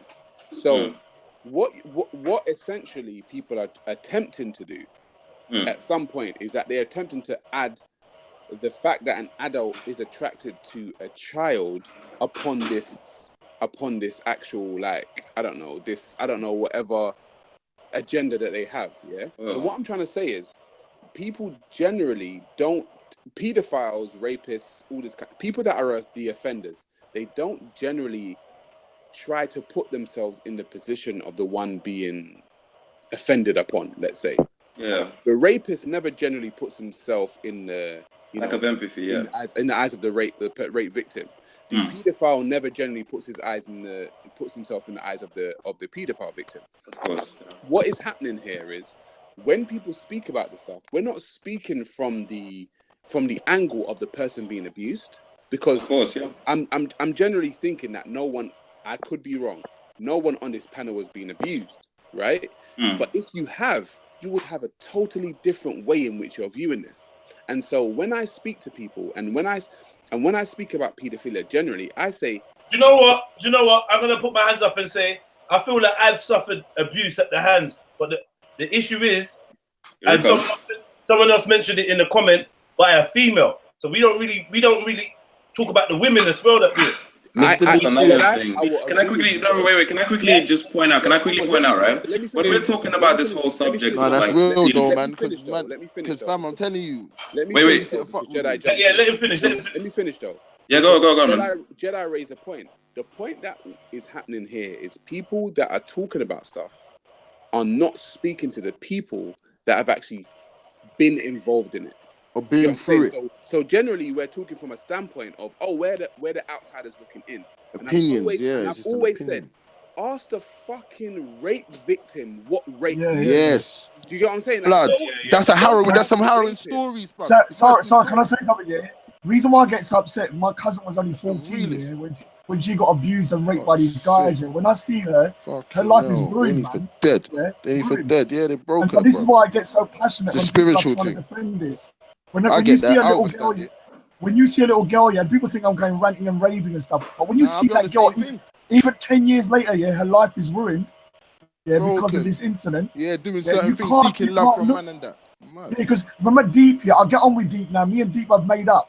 But he was saying, it's 10 years ago, forget about it. No, when I see this girl 10 years later, what happened to her when she was 14 is still resonating with her now. Different, yeah, come on, man. They put a spell on her. She got it's worse now because she's older and she can now understand she was manipulated. What happened, and that's why she has to get over it. She has to forgive herself. Raj, I have to tell her to forgive herself, though. I know. It took her a long time. Blame herself. The self-blame thing is where the demons link up. Because it's like, now we're on you because you're fucking with yourself. No, it wasn't you. You didn't ask for that. You didn't know what was going on. I agree with you. We need to start looking from the victim's point of view. Until you talk to somebody who has been raped, and I bet you the view will switch. Yeah, the view will switch. This is why. Because you know what it is, you can read a nice typed up case study. You can read a nice typed up case study and it looks beautiful. But when you talk to a fucking victim crying in front of you, telling you the harrowing story, it's a different thing. Fuck a case. Right. So when you see someone's mum, when you see someone's mum and dad, a grown man crying his eyes out, it breaks you. And this is why when I come to speakers corner, I'm like a machine sometimes because I've got those memories in my head. I don't discredit what you're saying. Terminator. And Ricko also touched on the same thing. And I'm sorry to bring it back to religion. When I said to people, you're not sorry. I know. I'm not sorry. But I'm going to do it anyway. But what I'm saying is, no one. When you talk about when you come to the grooming gangs, you talk about Aisha and whatnot. Yeah. No one said. Everyone that's speaking about the Aisha situation is not looking at it via the eyes of the person who was penetrated at 9 years old. Do you get what I'm saying? So what I'm saying is, everyone that's following this guy saying peace be upon him, you're not looking at it as a 9-year-old that is a 50-year-old climbing upon them to do this thing. Do you get what I'm saying? And so I'm saying to myself, hang on a minute. I've got a daughter, she's 11 now, she's going to be 12 soon. And I know that my daughter, if that happened to her when she was 9, she'd have a totally different view of what I would think it was, because she's the one that experienced it. Do you get what I'm saying? So, guys. If I'm saying to people, think of it from the victim's point of view, because when we talk about racism and sexism and stuff, we talk to women. We say, "Oh, what's sexism like?" And they say, "Oh, sexism is X, Y, and Z." We talk to people that have experienced racism, and we say, "What is racism like?" And we talk to people who have experienced racism and say, "Racism is like X, Y, and Z." Why don't we do the exact same? Because it's sensitive. But more time when we're dealing with victims, that we're basically, because we're doing this cure thing, we're not doing prevention and that. We ain't going far into the future and dealing with like the elder ones. So we're just dealing with these kids like Raj, and that we can't interview Raj's cousin because young, you don't want to relive it. It's traumatizing, rare. So maybe we just need to focus at the adults that have been through it, if they're honest and want to come forward and that. But at the end of the day, all of that questioning the victim is all good. When the paedophile kills the victim can't speak. So we don't really need the victim's thing to know. It's simple empathy, yeah, that we know that this thing is wrong. The only thing I would say is, yeah, when you're dealing with something like paedophilia, sexual abuse, rape of a child, these kind of things, we have to definitely put our little issues when it comes to religion and whatever, our little personal vendettas away, and we have to focus on what is the best for the victim, yeah, or for people in this scenario. And I will keep reiterating, yeah, the best thing we can do for people in this scenario is, one, yeah, set a strong example of those that are convicted of these crimes. Yeah, yeah, and secondly, yeah, we need to put the rest of our energy into preventative measures. Straight. You get me? That's it. And by preventative measures, I don't mean Big Brother. Oh, let's tap everyone's internet. Let's do this. Let's do that. Because that's where they're trying to push it. Yeah, they're trying to push it's the Hegelian dialectic again. We need to go back to our old school values here of community policing. Yeah, family policing. And that's the thing. We're living in a society where the family structure is being attacked and hit by everything possible. Like they're broken down. Yeah, and with the destruction and the denigration of the family is going to come more and more vulnerability of these children. They're getting sucked into YouTube world. They're getting sucked into Instagram world, Snapchat world. Yeah, and this is the thing. We got to look at society as a whole of what's really going on. Yeah, we live in a pedophilic society. I'm telling you this for a fact. Yeah, this society, yeah, is the laws, everything is based on pedophile. Yeah, it's pedophiles that even gave the recommendation of sexual activity in minors in this country. You understand? It's them that set the legislation. It's them that set the age limits. It's them that set everything. They even said, "Nah, love is love." Yeah, man, they're on this thing, man, and they're pushing it. Trans age is coming. Pedophile apologetics is coming. Oh, it's a disease. Oh, it's a mental illness. It's time we have a frank and open, honest about this conversation about this. Oh yeah, so many 1 in 2 people have these thoughts, and trust me, they're gonna come with all this bullshit. That's it, exactly. And surveys, and the only thing they want to do is fuck up society more and more. What we need to do right now is look at ways at reversing what these guys are actually doing to the fabric of the home, the society, the individual. You know what it is? Yeah. What it is, yeah? Need the goat there, remember, man. Pedophilia is rape. You get me? From the time you're having sex with somebody who don't have their faculties and can't make a balanced decision. That's rape. It's rape. Simple as. Because they call it statutory. If I fuck a man and a gal, it's called statutory, fam. So why, when they're mashing down a fucking 6-year-old, it's not called statutory, fam? What the fuck are they doing? Oh, it's something. Oh, it's a mental illness. Shut the fuck up. Trust me. Shoot the man in the head now. Get me? Shut up, man. Saying shit. But the thing is, listen, guys, listen. I've been saying this stuff for a long time, bro. Yeah. Yeah. I've been saying this for a long time, and I've caught flack for whatever reason. Yeah. Whatever, innit? Because you're not gangster, bro. That's why. For whatever reason. Be a gangster. But what I'm saying, is that we understand this. If we're talking about this panel, yeah. If we're just talking about this panel, whether we disagree on whatever, Ezra's here and he's a Hebrew, whatever. I can disagree with Ezra on the Hebrew Israelite. But the things that we agree upon, Do you get what I'm saying? The things that we agree upon, like a child is a child, and you do not take the innocence away from a child. If somebody says to you, anyone on this panel, yeah, but what's a child? Is a 9-year-old a child? If somebody says that, bro, why you keep swinging around? Listen, hang on, sorry. Because why do you keep swinging around? Sorry, I'm just saying, bro. I'm just saying. You throw them And guys. we driving the car fire, the one-way street. No, hang on. Sorry.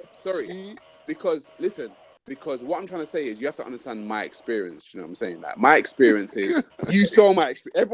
Everyone here saw my experience. But what I'm trying to say is it doesn't. Which one? Channel 5 or in the park? Channel 5. Family affairs. So, no, but wait, but playing. But the thing is, I'm all right with that. Do you know what I'm saying? Like, I've heard that shit like all my life. No, you good, my brother. You good. But what I'm saying is, what we do? Go on, no, that's cool. But what I'm saying is that when you get to that conversation, when you get to this conversation that we're having on this panel right now, yeah, and somebody says to you, "What is a child? Is a 9-year-old a child?" Fam, from that comes out of the mouth of somebody. Personally, I haven't got time for them. Yeah, I don't have time for them, bro, because I'm looking at my daughter. Do you get what I'm saying? Like, I'm looking at my daughter. Isn't our whole job to liberate people? So if someone is not knowledgeable on that subject, shouldn't we direct them on it so they can do better? I smell apologists. Let me tell you something. No one can do better in their life if they don't have the tools to do so. So if you don't tell someone it's wrong, Rajiv, go ahead. Rajiv, let me tell you something. Let me just talk about my own experience. It can be anecdotal, and you guys can say, "Oh, that's just Sarah talking shit." That's fine. Yeah, go ahead. But what I'm saying is, from my experience, I've experienced people where I've spoken about this stuff. And that has been the conversation. The conversation has been, what is a child? Because this whole live stream started as the pedo apologist type stuff. Yeah, the people that apologize for pedophilia. Yeah, and I've met upon my journey as a human being, pedophile or child molesting apologists from this certain sect. Yeah, so I will tell you, if the Catholic Church and the bishops molested children, the Catholic Church themselves would ban them. Generally, I'm not talking. No, they don't. Hang on, I'm not talking about the bishops.